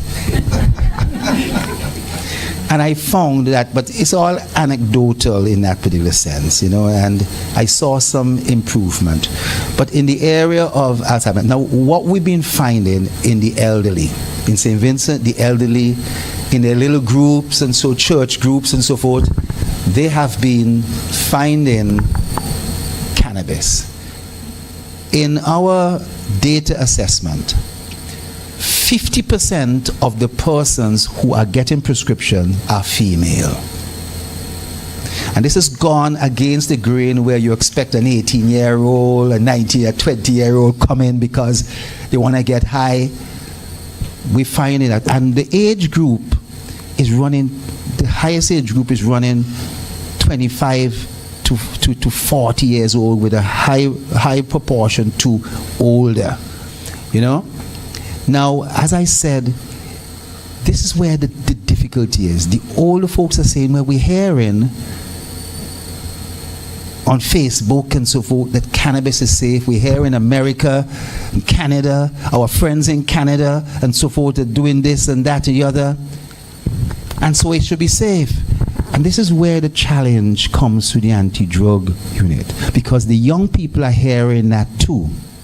And they're thinking that it is safe, and the studies are showing that young persons are thinking that there's increased safety in relation. Now the truth is, it's safer than what they had heard before. Does it make you kill your brother? Does it make you do all the... No, it doesn't do those things. But the education has to be there in relation to the young folks, because in the same way we've been telling them, don't have sex, or don't drink rum, does it surprise you as mothers and fathers, you find out that your 14-year-old is drinking alcohol? Does it surprise you? Or I shouldn't say any other thing about that. But the point is that it's happening, and they are astute. The students in college, they're getting stuff online the same way. The trend that Jamaica has legalized this, Antigua, this, that St. Lucia is. So what impression is that? So there needs to be some countermeasures, but I think that you have to expect some increase in the use among young persons, but that education has to still be in place. And don't be alarmed by the increase, because it is what is going to take place. You're telling the 60-year-old, the 70-year-old, it's okay, it's fine. They've been hearing over the years that it's going to give you brain death and all this other stuff. And they're now believing that that's not the case. So I just want to say. So we have one question that's coming from a participant online. So Lillian is asking if cannabis can be taken together with maintenance medication. Yes, but you see here what? This is where CMO, the doctors need to be trained. I haven't put up any slides on various things. CBD is metabolized through the liver through what's called a cytochrome 450 system. If I start talking about it, it's going to everybody shut down. It's a mechanism. The doctors, I'm sure, would know what I'm talking about. And this happens with many medications, that it slows down the metabolism of those medications so that those medications stay around for a little longer in your blood. They don't get they don't get expelled from the body as quickly. So by taking CBD, that does happen. It doesn't happen with THC. And that's why in the early days they used to use high doses, big doses of CBD. Now everything is microdosing. But the point I'm making too, and I didn't put up the slide, is this concept of the entourage effect. The entourage effect, whereby if you have THC and you have a little bit of CBD, the CBD with the THC is neuroprotective. You understand? And if you have CBD, you should have some THC with it, because it has an enhanced effect. So where they have isolated CBD, and it's an isolate, pure CBD on its own, it does not have the same effect as if it was the natural form, or what we call broad spectrum form of thing. Now that's going to be difficult, because our tendency, and I went through this, is to have the pure stuff, the Marinol and the Sandoz, which the big drug companies have isolated and put together and are selling for $700, but I'm not sure, I could never buy that, you know what I mean? And so the average person to have access, I think, and we've found, and Dr. Emmanuel and so out of him has presented a number of papers to show that the cannabis in its natural form, all the flavonoids and other ingredients, I haven't started talking about stuff that's inside the cannabis yet, good stuff, the flavonoids, they are present, and they would have a much more positive effect. So I just wanted to mention that. Yeah, and just to add to what you're saying there, that entourage effect that you speak of, maybe one of the effects that a lot of persons get from from smoking the cannabis. Yes. And that's why a lot of persons may be reporting the effects of smoking marijuana as almost similar to the medicinal cannabis that's being promoted now. Yeah. And I think that's why a lot of the voices that we're hearing. I want to say smoking in our jurisdiction, yeah, smoking of cannabis is allowed and is part of the medicinal. So we're not making a distinction between smoking of cannabis and this stuff. Yes, because that's what he asked earlier on. So it's a matter of just choice. It's a matter of choice. And I didn't go into it. A new person, somebody who's a novice, naive to cannabis, you start low, go slow. But somebody like yourself, if you were to ever go on this, we could go straight for the jugular. Yes, sir. Yeah, that's the point I'm making. Yes, sir. Yeah.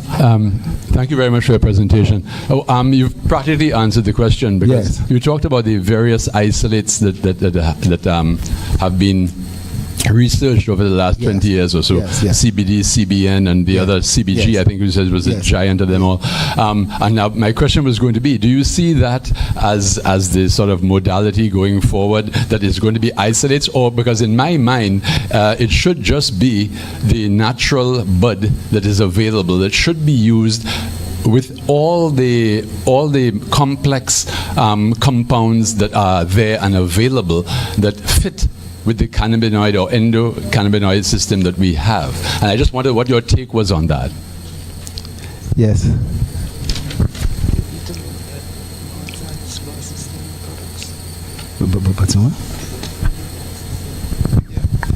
Yes.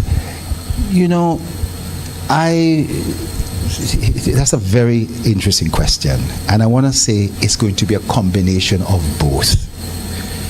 And the reason why I'm saying that is I put up a chart and really skipped over it. I had a very busy chart with CBD, CBN, and so forth, and the work is being done in relation to the combination of certain cannabinoids for, like, breast cancer, to prevent relapse of breast cancer, or in relation to certain other type of condition. The information is not all in, preliminary information, but the way we study things is that you could do, you a study, then you got to do double-blind control study, you know what I'm saying? And in the past, you couldn't do those studies. It was illegal to do those studies. So you're now finding there's a catching up, and some of these studies will take 5-10 years. But in relation to much of the conditions that I have said, the average condition, the arthritis pain, the migraines and so forth, all these other things, you can use the natural product in those settings. When it comes to the future, we are also going to see the terpenes being used, because they have medical value too, to a smaller degree, and the combination of terpenes. And So to some extent, there's natural products and there's product that we do have to research and engineer. But we don't want to over-engineer it. But we do want to see in terms of what it could do to certain diseases that may not be on my list, right? So the answer is yes and no. Natural stuff is good for what I've mentioned to you.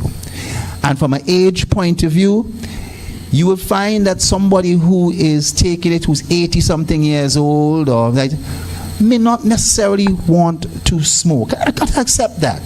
They may want to take it in a different form, right?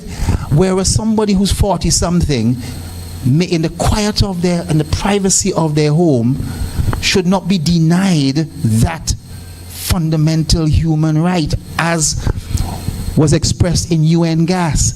And from 2020, November 2020, they said cannabis is no longer in Schedule 4. It is okay to use it in those particular type of setting. Now that hasn't filtered through yet. That hasn't filtered through yet. But it will do. You know what I mean?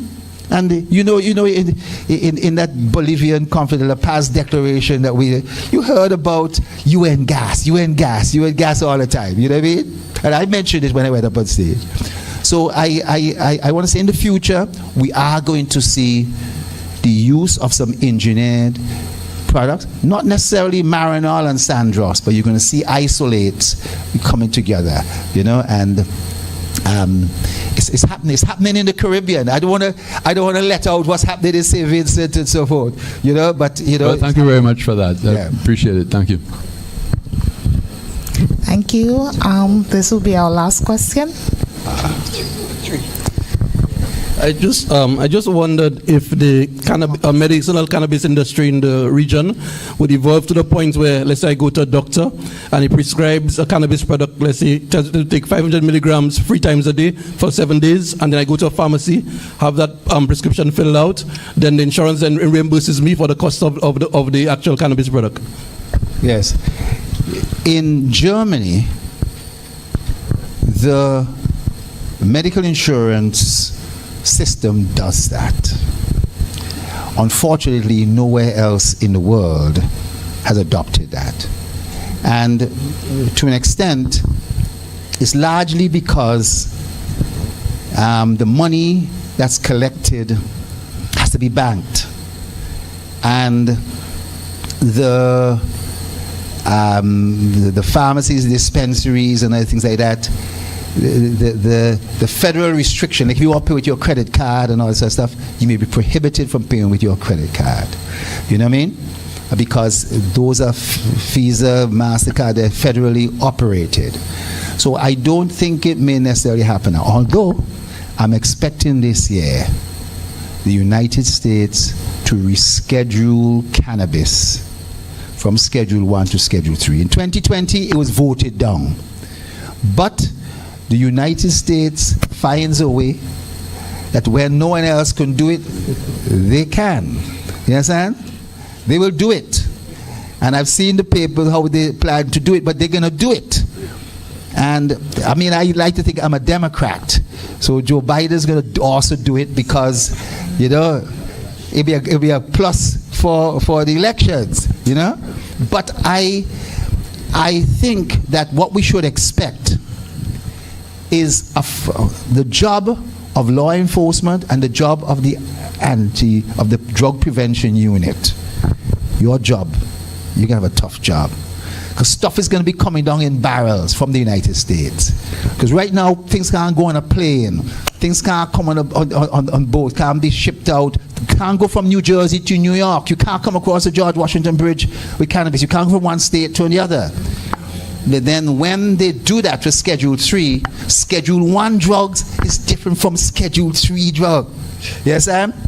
I could take my Valium and I could go from New Jersey to, I don't have to declare it at the border of New Jersey. I got Valium. Can I take it across to New Jersey or New York? You know what I mean? But when they reschedule, that's going to happen. And you're going to see people shipping it down in barrels. You see people coming in the cruise ship. You see people. That's why it's important to establish regime now that, you know, you have good product here, you could get it here, and so forth. You know what I mean? And just expect that. But I also feel, I'm hoping that at some stage, if you have a card or anything like that, and you come to St. Vincent, that your card is also going to be honored, and you can get your product for your migraines or for your arthritis, and so in St. Vincent, without having to pay any sort of additional amounts and so forth. I think we did that, you know, in terms of OECS, and OECS. Product could come in St. Lucia and you get a car, you could bring it over to St. Vincent. It should be the same thing, you know what I mean? So, and visitor, so we might have the same thing. So I'm looking forward to this. But I'm saying from my journey, it's been a little long. I regret that in the 90s that I was so short-sighted. I wrote those guys a letter. Okay, go and get that. You know what I mean? You can get your kind. It wasn't a prescription. I had no objection to it. But maybe I saw a lot of patients who wasted away. Right? And I may not have promoted the cannabis. And it's only after I found out there was an endocannabinoid. And you know, cats, dogs, all of them, they have endocannabinoid systems too. You know? So the pet industry, the pets should not get THC. They can get CBD. But there's a whole big, a horse, cattle, all them kind of thing. I'm telling you, it's a big industry. You know? And you know, I've been thinking about, I wonder if I should get back into practice. You know what I mean? I have a radio program every Wednesday night in St. Vincent. But you know what? Maybe not. Maybe I'm just a little too aged to do that. But I regret not having pushed it a lot more.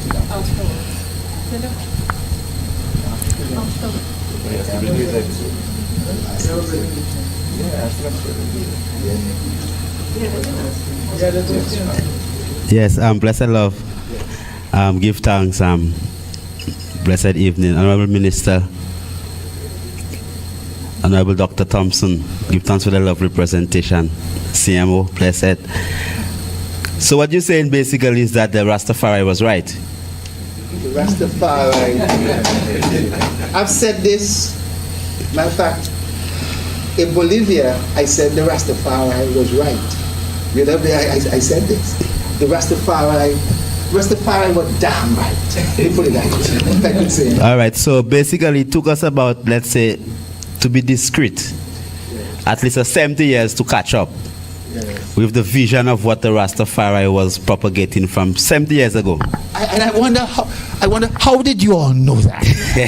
What kind of scientific studies did you all do? And so was it just experience and so forth, or was it foresight or blessings or what? The endocannabinoid system.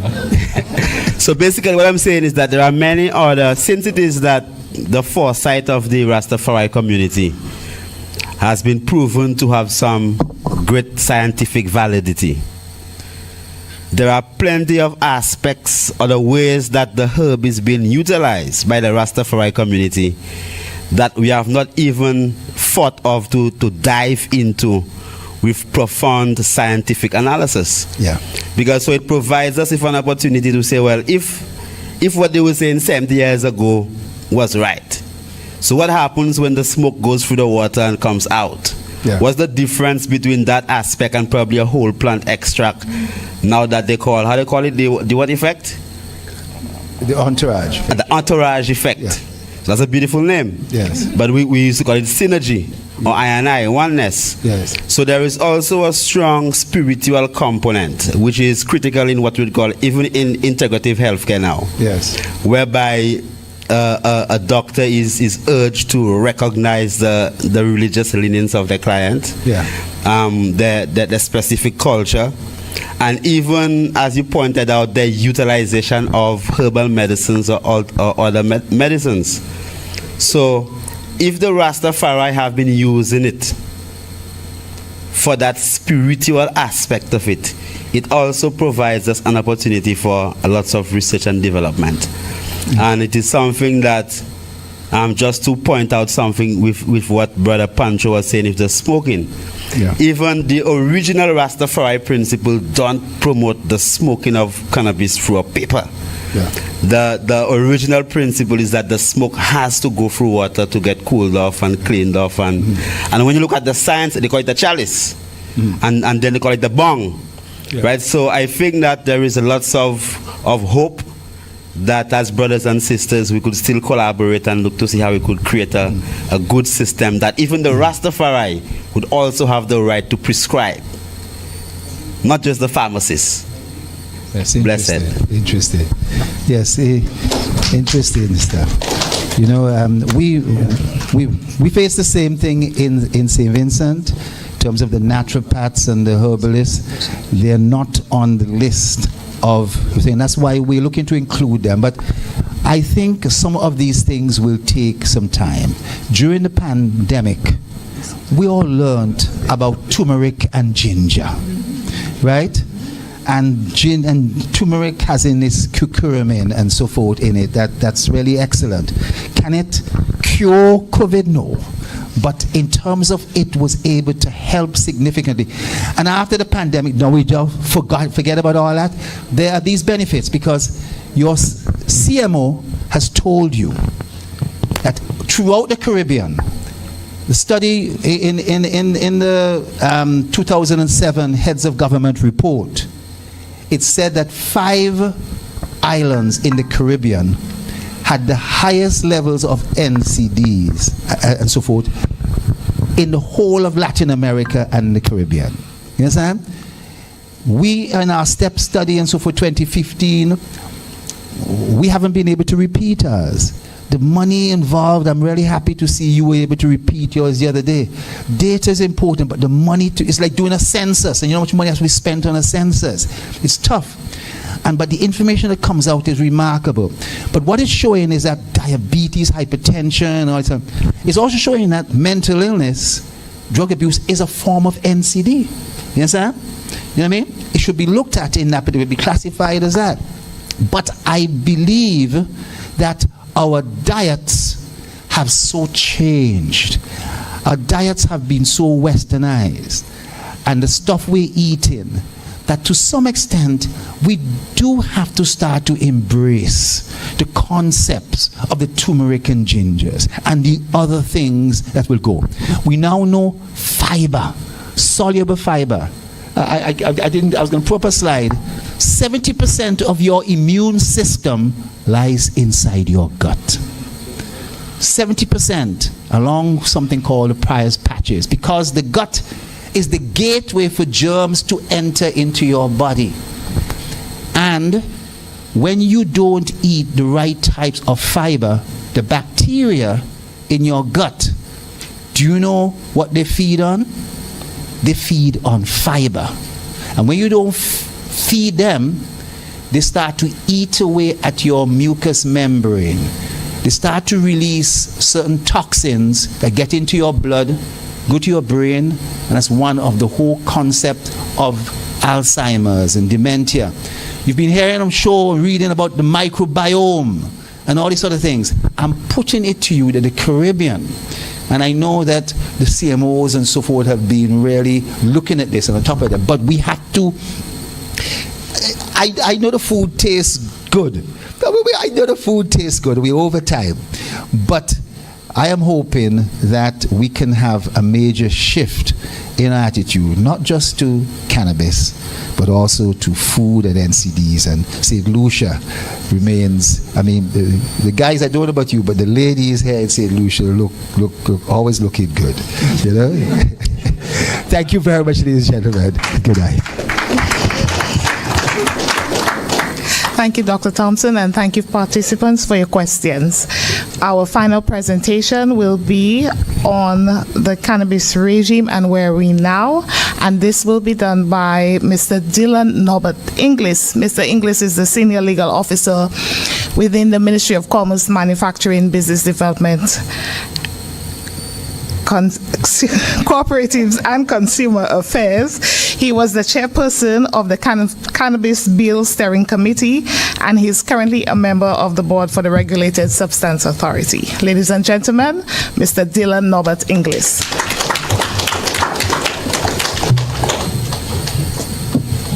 Good evening, everyone. We were scheduled to have ended at 9 p.m. this evening. Being St. Lucian, we like to be hospitable, so I've extended quite a bit of hospitality to my dear friend from St. Vincent.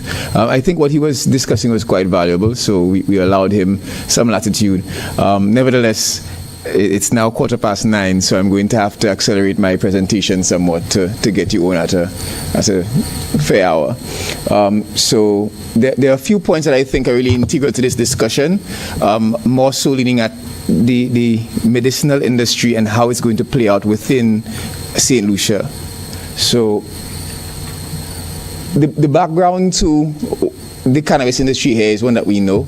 So we well appreciate that the Drugs Prevention of Misuse Act is a piece of legislation on our books. And even the nomenclature of that Drugs Prevention of Misuse Act was one that we have to look at in a certain context. But going beyond that, 2014, there was a CARICOM report that spoke to the legalization of cannabis in the islands in the Caribbean. That report actually spoke to the legalization of recreational cannabis, and that report was the basis of the legalization throughout many of the islands in the region. In 2019, the government caused a commission on cannabis to look into legalization here, and that was the start of our journey in legalization. So first steps in 2021, we knew that there was the changing of the Drugs Prevention of Misuse Act by way of amendment, and that amendment allowed for simple possession, what we refer to as possession simpliciter, of 30 grams of cannabis. There was also a statutory instrument, and I'm going a little quickly because I understand the time constraints. So there was a statutory instrument which allowed for cultivation of 4 plants, and there was also an amendment to the Rehabilitation of Offenders Act that allowed for the expunging of records for persons who had less than 30 grams for non-violent cannabis offenses. Last year, we had the enactment of the Regulated Substances Act, and that created the Regulated Substance Authority, or the RSA. So the RSA is the entity which will be responsible for the cannabis regime in St. Lucia, and it's referred to as the Regulated Substance Authority because unlike the other jurisdictions, it will not only be dealing with cannabis. There is an intention for, not just an intention, but within the legislation, it speaks to the authority having the ability to look into a number of substances. As it stands now, we already have started looking into radioactive sources as another substance that the authority will be responsible for based on an international obligation. So I've already spoken about what some of the other regulated substances are. There is also an intention and interest in looking at some other substances. Alcohol may be one of the substances that may fall under the RSA. Toxic chemicals and pesticides is being examined as a possible area for the RSA to have responsibility. We also have a few others that the board of the RSA will be considering in short order. So the status of the RSA. So having passed the legislation in November, the Cabinet of Ministers has now appointed a board of directors, and just 2 days ago, we had the gazetting of the members of that board. So we expect the first meeting of that board to take place within the coming weeks, and they will at that point in time be able to give, by way of resolution, motion and initiate the matters surrounding the RSA. Right, what we really need to understand here this evening. What does a regulated cannabis industry in St. Lucia look like? So the industry and the development will allow for cultivation, processing, commercial trading, use of cannabis and cannabis products for medicinal, industrial, and scientific research purposes only. The regime will require licenses for cultivation, transportation, wholesale, distribution, manufacturing, dispensing, exportation, importation, research and testing on cannabis and cannabis products being used for practitioner-prescribed medicinal class 2 and self-prescribed therapeutic class 1, and I'll touch on that a little bit later, as well as industrial and scientific research. Dr. Thomspon spoke earlier about our requirements based on our international obligations to ensure that every stage of the process is licensed. So we have that requirement, and we're going to make sure that our legislation speaks to the requirement for a license for every stage of the commercial process. So as I said earlier, the RSA will be responsible for the regime, and in being responsible for the regime, it will be responsible for issuing all of these licenses. So, let's go back one slide. Cultivators will have the opportunity to cultivate under an approved license cannabis for industrial or medicinal purposes, and we'll touch on the difference in industrial and medicinal cannabis shortly.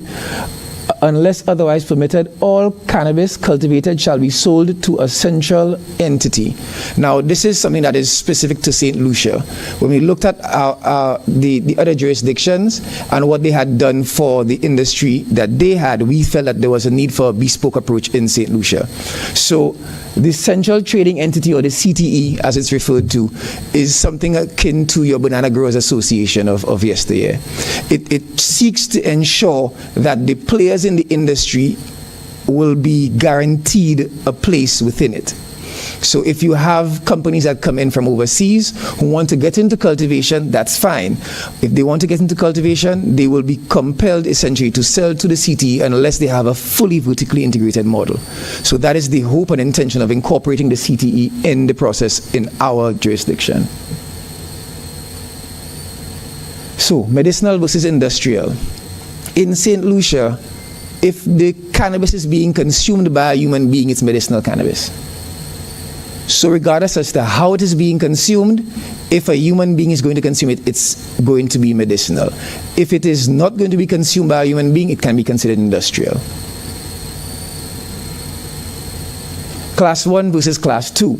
So Class 1 medicinal cannabis, as I alluded to earlier, will be available without a prescription from a Class 1 dispensary.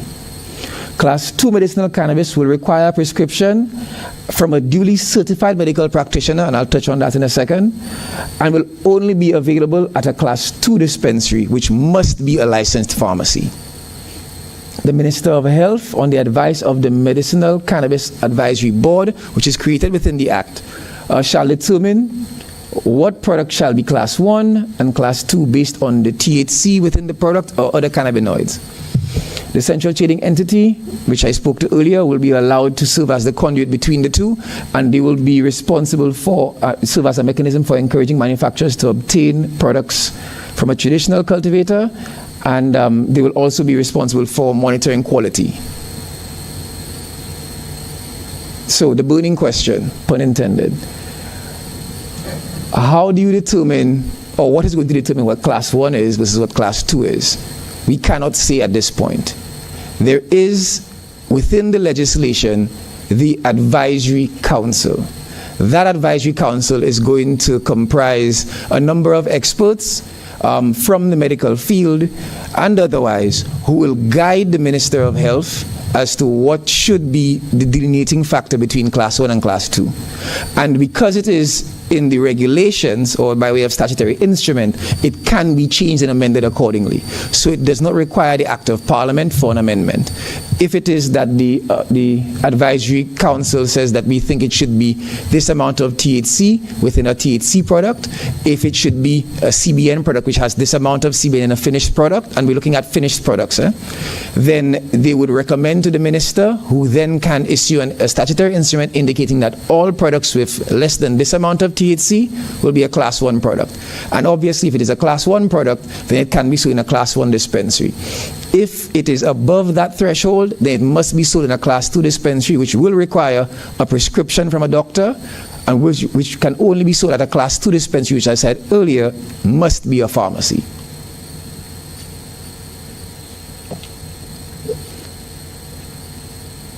Right, so we spoke earlier on the distinguishing factor.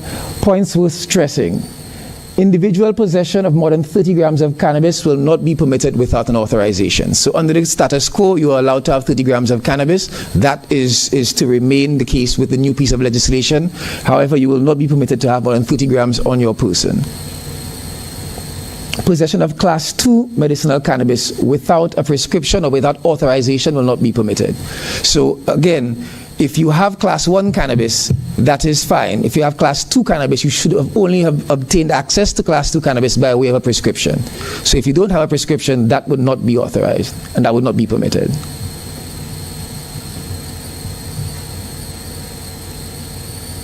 Cultivation of more than 4 plants in a household will not be permitted without a license for cultivation. And smoking or other consumption of cannabis or cannabis products in a public place will not be permitted. The sale of cannabis to minors will not be permitted. Now, on this point, it is of note.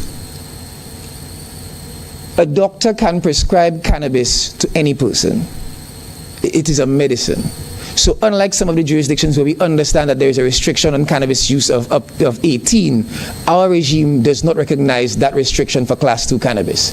If it is that the doctor is of the view, with their medical training, that a child of 3 years of age requires a product that has cannabis, they can prescribe that cannabis product to someone of any age.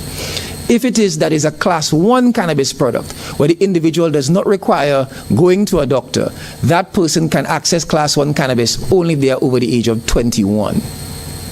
If they are under the age of 21, they can still access Class 1 cannabis, but they will require a prescription for it.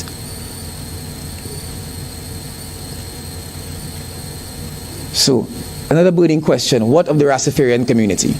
So, under the legislation, the Rastafarian community, they have been given certain carve-outs and certain caveats within the legislation.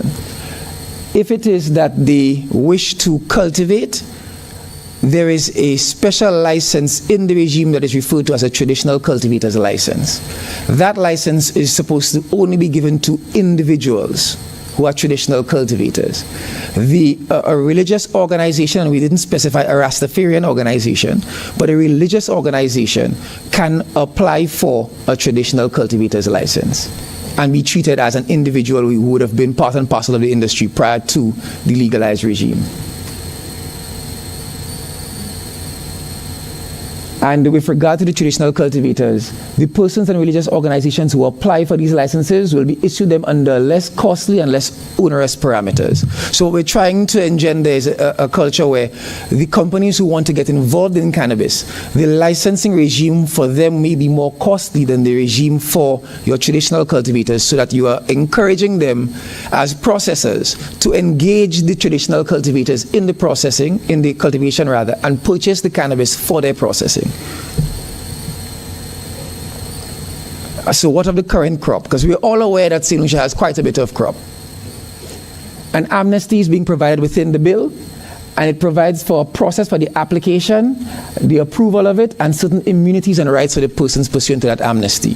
So with the bill as it is currently drafted, somebody can apply for that amnesty.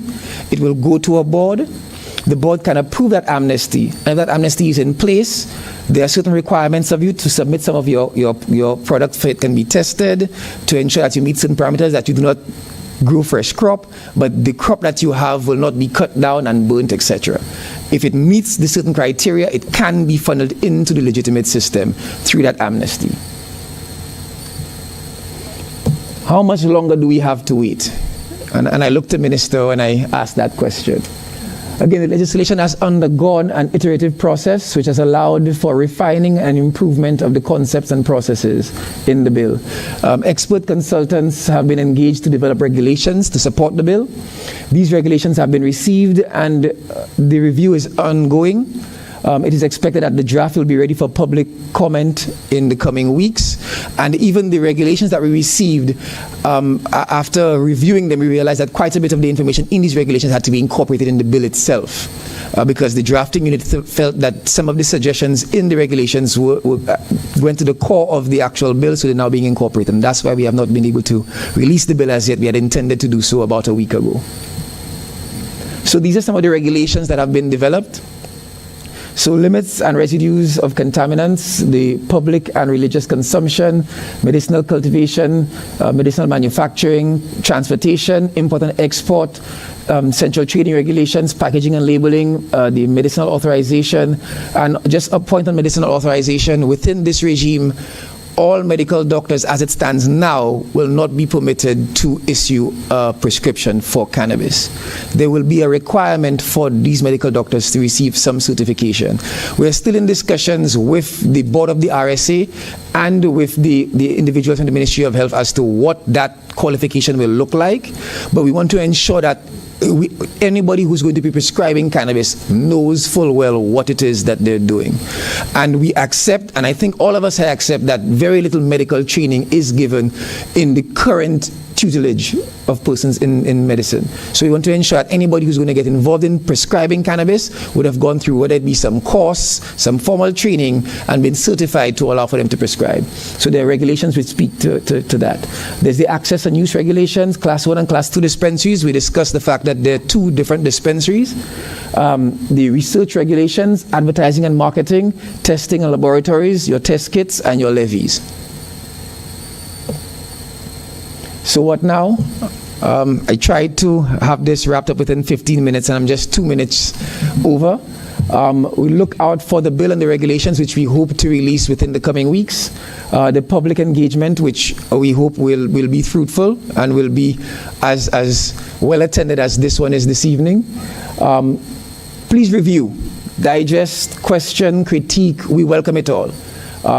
Any suggestions that you make will be taken into account, whether or not you see it forming part of the legislation. Trust me when I say we go through a painstaking process of considering every single recommendation and suggestion, no matter how outlandish it may seem.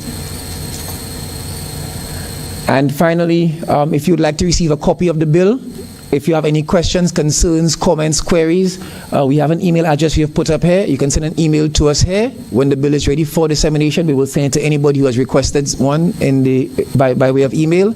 Or any questions that you have, we will review. We will ensure that at our board meetings that due regard is given to all the comments and concerns by the populace. If there is nothing further with which I may be of assistance at the 2 minutes past the hour I had suggested I would have been, I will take now a few questions.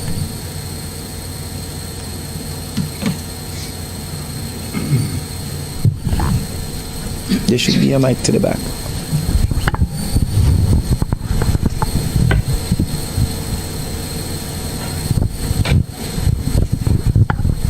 Okay, good evening. I know you went through it really quickly, so maybe I missed what I'm about to ask, but I need clarification.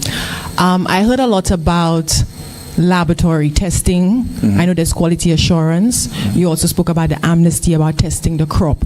What is in place with this regime as it relates to testing? Is it just that maybe private companies who have licenses for testing, or has the government, is there something that the government is putting in place, or the authority for testing, quality assurance, determining soil type, zoning, where, just general guidance as it relates to testing of the cannabis product? Okay, so we referred earlier to the regulations, and we have specific regulations for testing.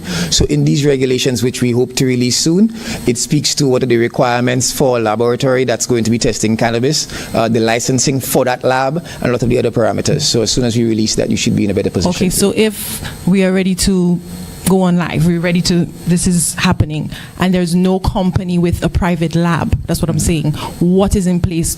Are we not going to test? Will we have to source an outside lab? Will we use it like, it will be used in a lab on island? What is going to happen? Well, we have already had discussions with some of the powers that be with regard to our testing regime. We've looked at what Barbados is doing. We know that there is excess capacity at certain labs in the region. So we're looking at what the situation will be at the time that we roll out, and we would make use of the different options that are available. May I just suggest that we do have a lab that we probably can use? Yeah. Our agriculture lab? Yeah, we know that. So, just a suggestion. There are some issues with the use of some of these labs. So depending on the jurisdiction that you intend to export to, if you want to export, some of these jurisdictions require that you have a cannabis-specific lab. So we can have some testing done here, but if you want to satisfy whichever jurisdiction you're going to be sending to, there may be a requirement for a cannabis-specific lab. I noticed you all have that in St. Vincent, yes, right? St. Vincent, a specific lab. Correct.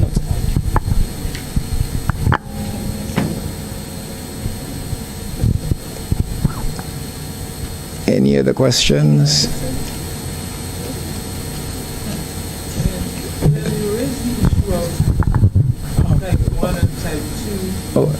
ministers. There's the issue of class 1 and class 2, and you indicated something about if you have a class 1, you should be 21 and above. So how we'll have our own people monitoring this, but how do we differentiate? What is required to differentiate between a class 1 and a class 2? In terms of access to it? Well, no. For example, somebody is walking around, somebody age 18, as what in the end would be a class 1. Okay. So within the process of identifying that class 1 versus a class 2. Within the legislation and the regulations, there are specific requirements for packaging. So we had packaging and label regulations. So the packaging would be able to easily identify a class 1 versus a class 2 product. So class 1 products are always finished products. There is no breaking bulk for class 1 products. When it comes to a dispensary, it must be a finished product. So similar to this? This would be something akin to a class 1 product. A class 2 product is being dispensed at a pharmacy. It can't be, well, not can't be, but in most cases it wouldn't be a finished product.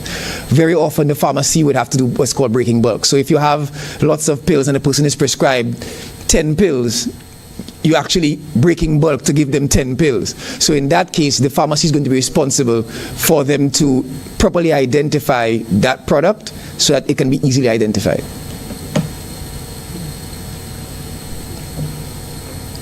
So that's why in our regulations as they are currently drafted, the responsibility for how you identify a product falls on different persons. So in the case of the class 1 product, the packaging and labeling responsibilities fall on the producer, well, whoever is in manufacturing. When it comes to the class 2 product, it would fall on the pharmacy. I just want to ask one question. Very frequent use of cannabis raises the risk of strokes and heart attacks. For that, what is the response for that? That's a very recent study which from American Heart Association.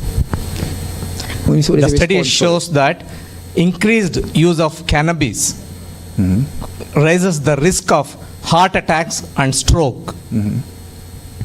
Just want the answer from the doctor. Okay. You know, about a couple come of to the months mic. ago, I had seen that particular. Come to the mic, doctor. Yes.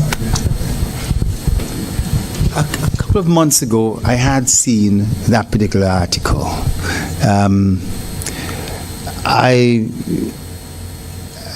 You know, in a similar way, there have been articles suggesting that there has been or is likely to be an increased incident of cancer.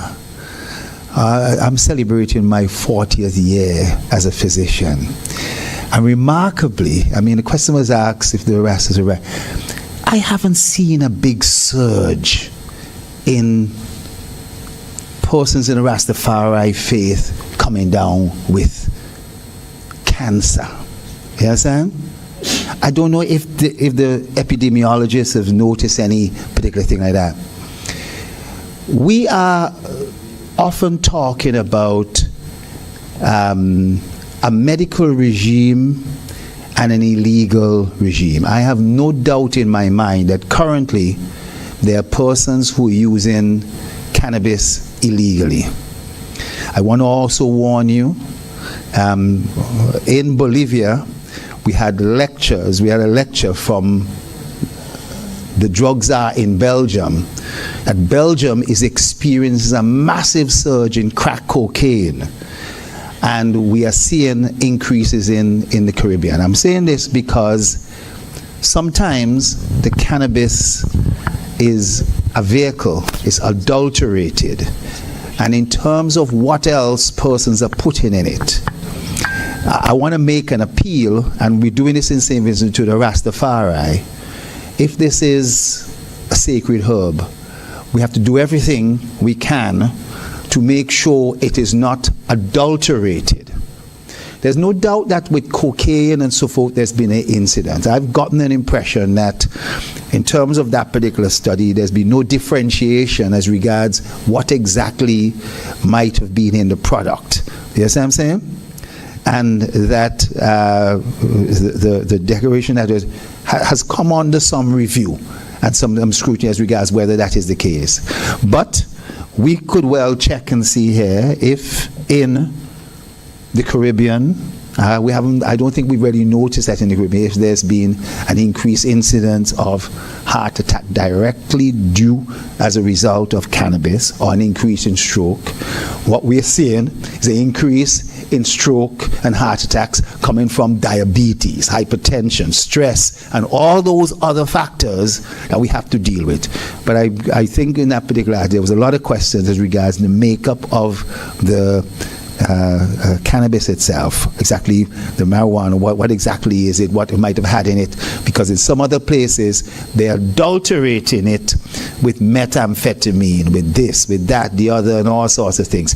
And I think we got to launch a crusade that if cannabis is something sacred to the Caribbean, we got to keep it that way. And it shouldn't be adulterated in any way. That would get your CMO very unhappy, I'm sure. You know?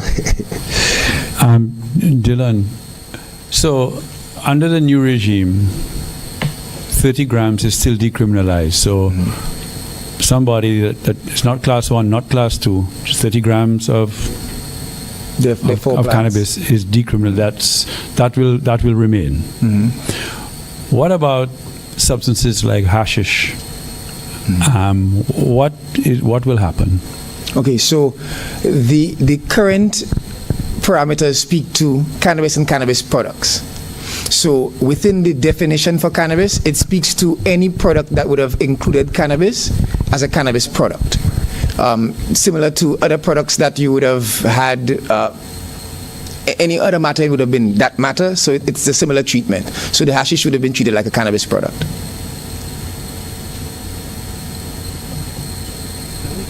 Yes, good night.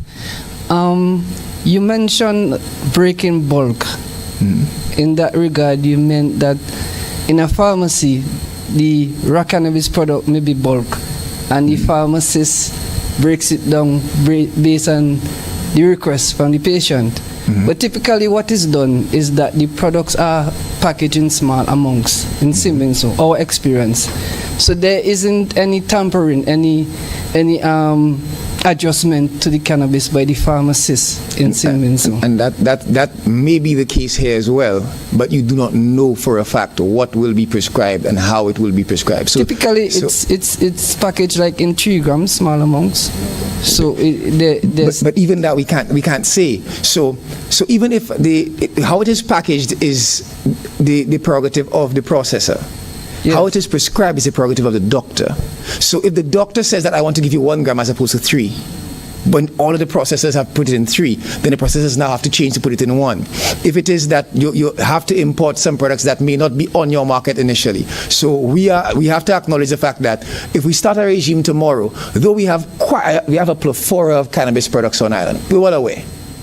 They may not necessarily have been tested and been scrutinized to a level where they can be sold as pharmaceutical products. Okay. We may have to, in the initial stages, even with the grimace I'm going to get from certain sectors, we may have to import some of our products. That's the reality. If it is that we are importing some of the products that we can see on the table here today, if these products come in, and this may have 30 capsules in it, and a medical doctor says, I want to prescribe 10 capsules for you to use over the next 3 days, you break in bulk. So understanding that it may only be the 30, and luckily for the pharmacist, there's no need for us to break bulk, and I can just sell you the entire thing. But if the doctor says 10, we wanted to ensure that our legislation allowed for the pharmacist to do that, because you can't take that power away from the pharmacist. Understand. No, I was just giving you our experience. I understand. I understand the law. So we're hoping that there's no need for it, and the pharmacist will have the easy job of just giving finished product. That's the hope. Right. But if it is, and we recognize that that's a possibility, we do not want a situation where our legislation didn't speak to it, and the pharmacist is now saying, well, what do I do? Because the prescription says he's supposed to only get 4 pills, and I only have them like I'm not supposed to. So we said, if that's in fact the case, you still need to deal with it in this way. My second point is the issue of someone under 18 being prescribed cannabis? I know you mentioned it, but does your law provide for a caregiver? Yes. Because in the prescription, a caregiver must be the person who really is responsible for the prescriptions and so forth. So it does provide a caregiver, and does your law provide for that caregiver to have a medicinal cannabis card? Yes. So we do have caregivers in our regime, but the caregiver would have been responsible for the administration, because you would not obviously trust the child of 3 and 4 to administer the product to themselves. But the prescription will still be coming from the medical practitioner. They will say that the child must take X, Y, and Z, and they will give that prescription to the caregiver. You will get the card as a caregiver, and I believe under our legislation, unless it is your child, you as a caregiver, you can have no more than 3 or 4 persons that you are responsible for. If it is in fact your child, then you can be responsible for all of your children. I just wanted to note that, so that it's important that you make that point in your presentation too, as you present that under 18 is being prescribed cannabis under the supervision of a caregiver. That's very important. Thank you for that. Thank you for that.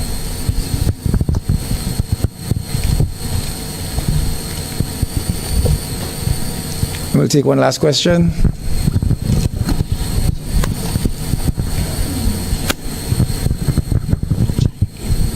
Yes, just a question. I notice a lot of control in your legislation, and what I note as well is that we are dealing with a new generation of people who have a totally different mindset to us and who do not like to be controlled.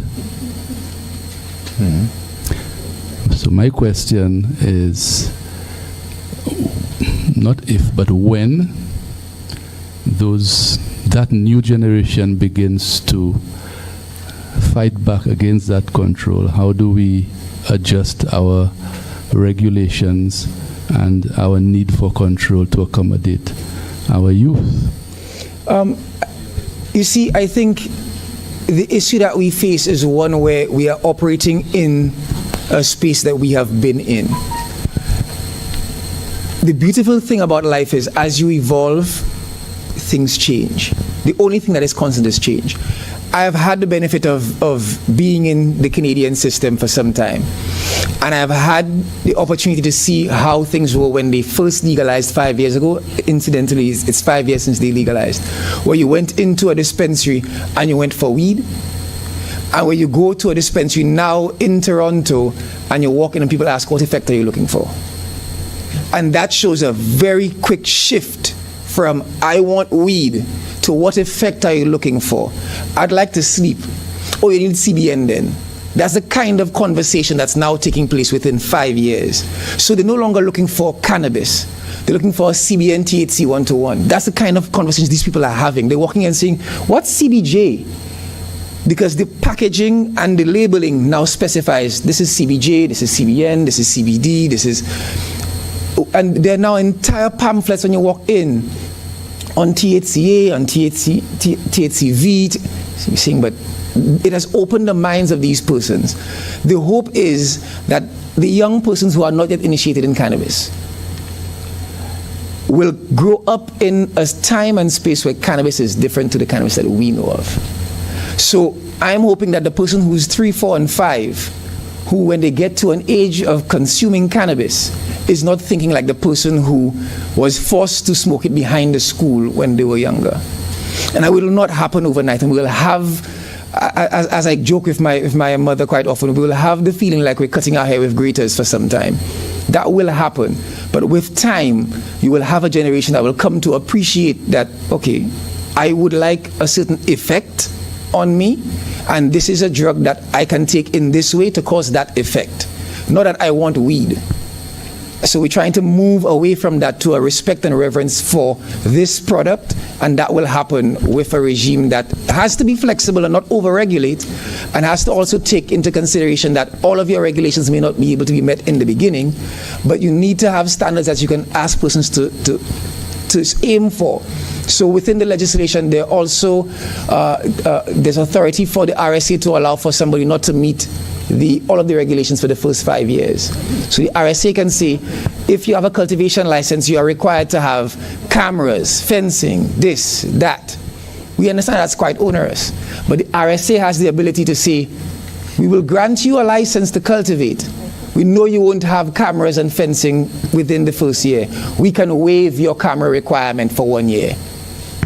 We can waive it for up to 5, and beyond 5 years, the minister can give you an additional 2 years to meet those standards. Because we understand that you want to have persons want to be part of the industry and not immediately believe that you're cutting them off or removing them from having any access to it.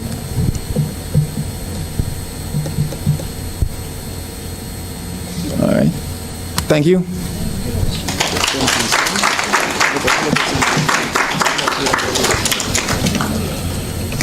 I'm sure it has been a long night for some of us here. At this point, we would like to thank our presenters, Dr. Sharon Belma-George, the Chief Medical Officer, Dr. Jerrol Thomspon, the CEO of the Medicinal Cannabis Authority in St. Vincent and the Grenadines, and Mr. Dylan Norbert Inglis, the Senior Legal Officer from the Ministry of Commerce, Manufacturing, Business Development, Cooperatives, and Consumer Affairs. We would like to thank all participants here and those who are participating online via the Zoom platform. The Ministry of Commerce would also like to thank the Ministry of Health for its support, as well as the various interest groups and other stakeholders, as we look forward to a mutually beneficial working relationship and as we work together to advance the medicinal cannabis in St. Lucia. I thank you and good night.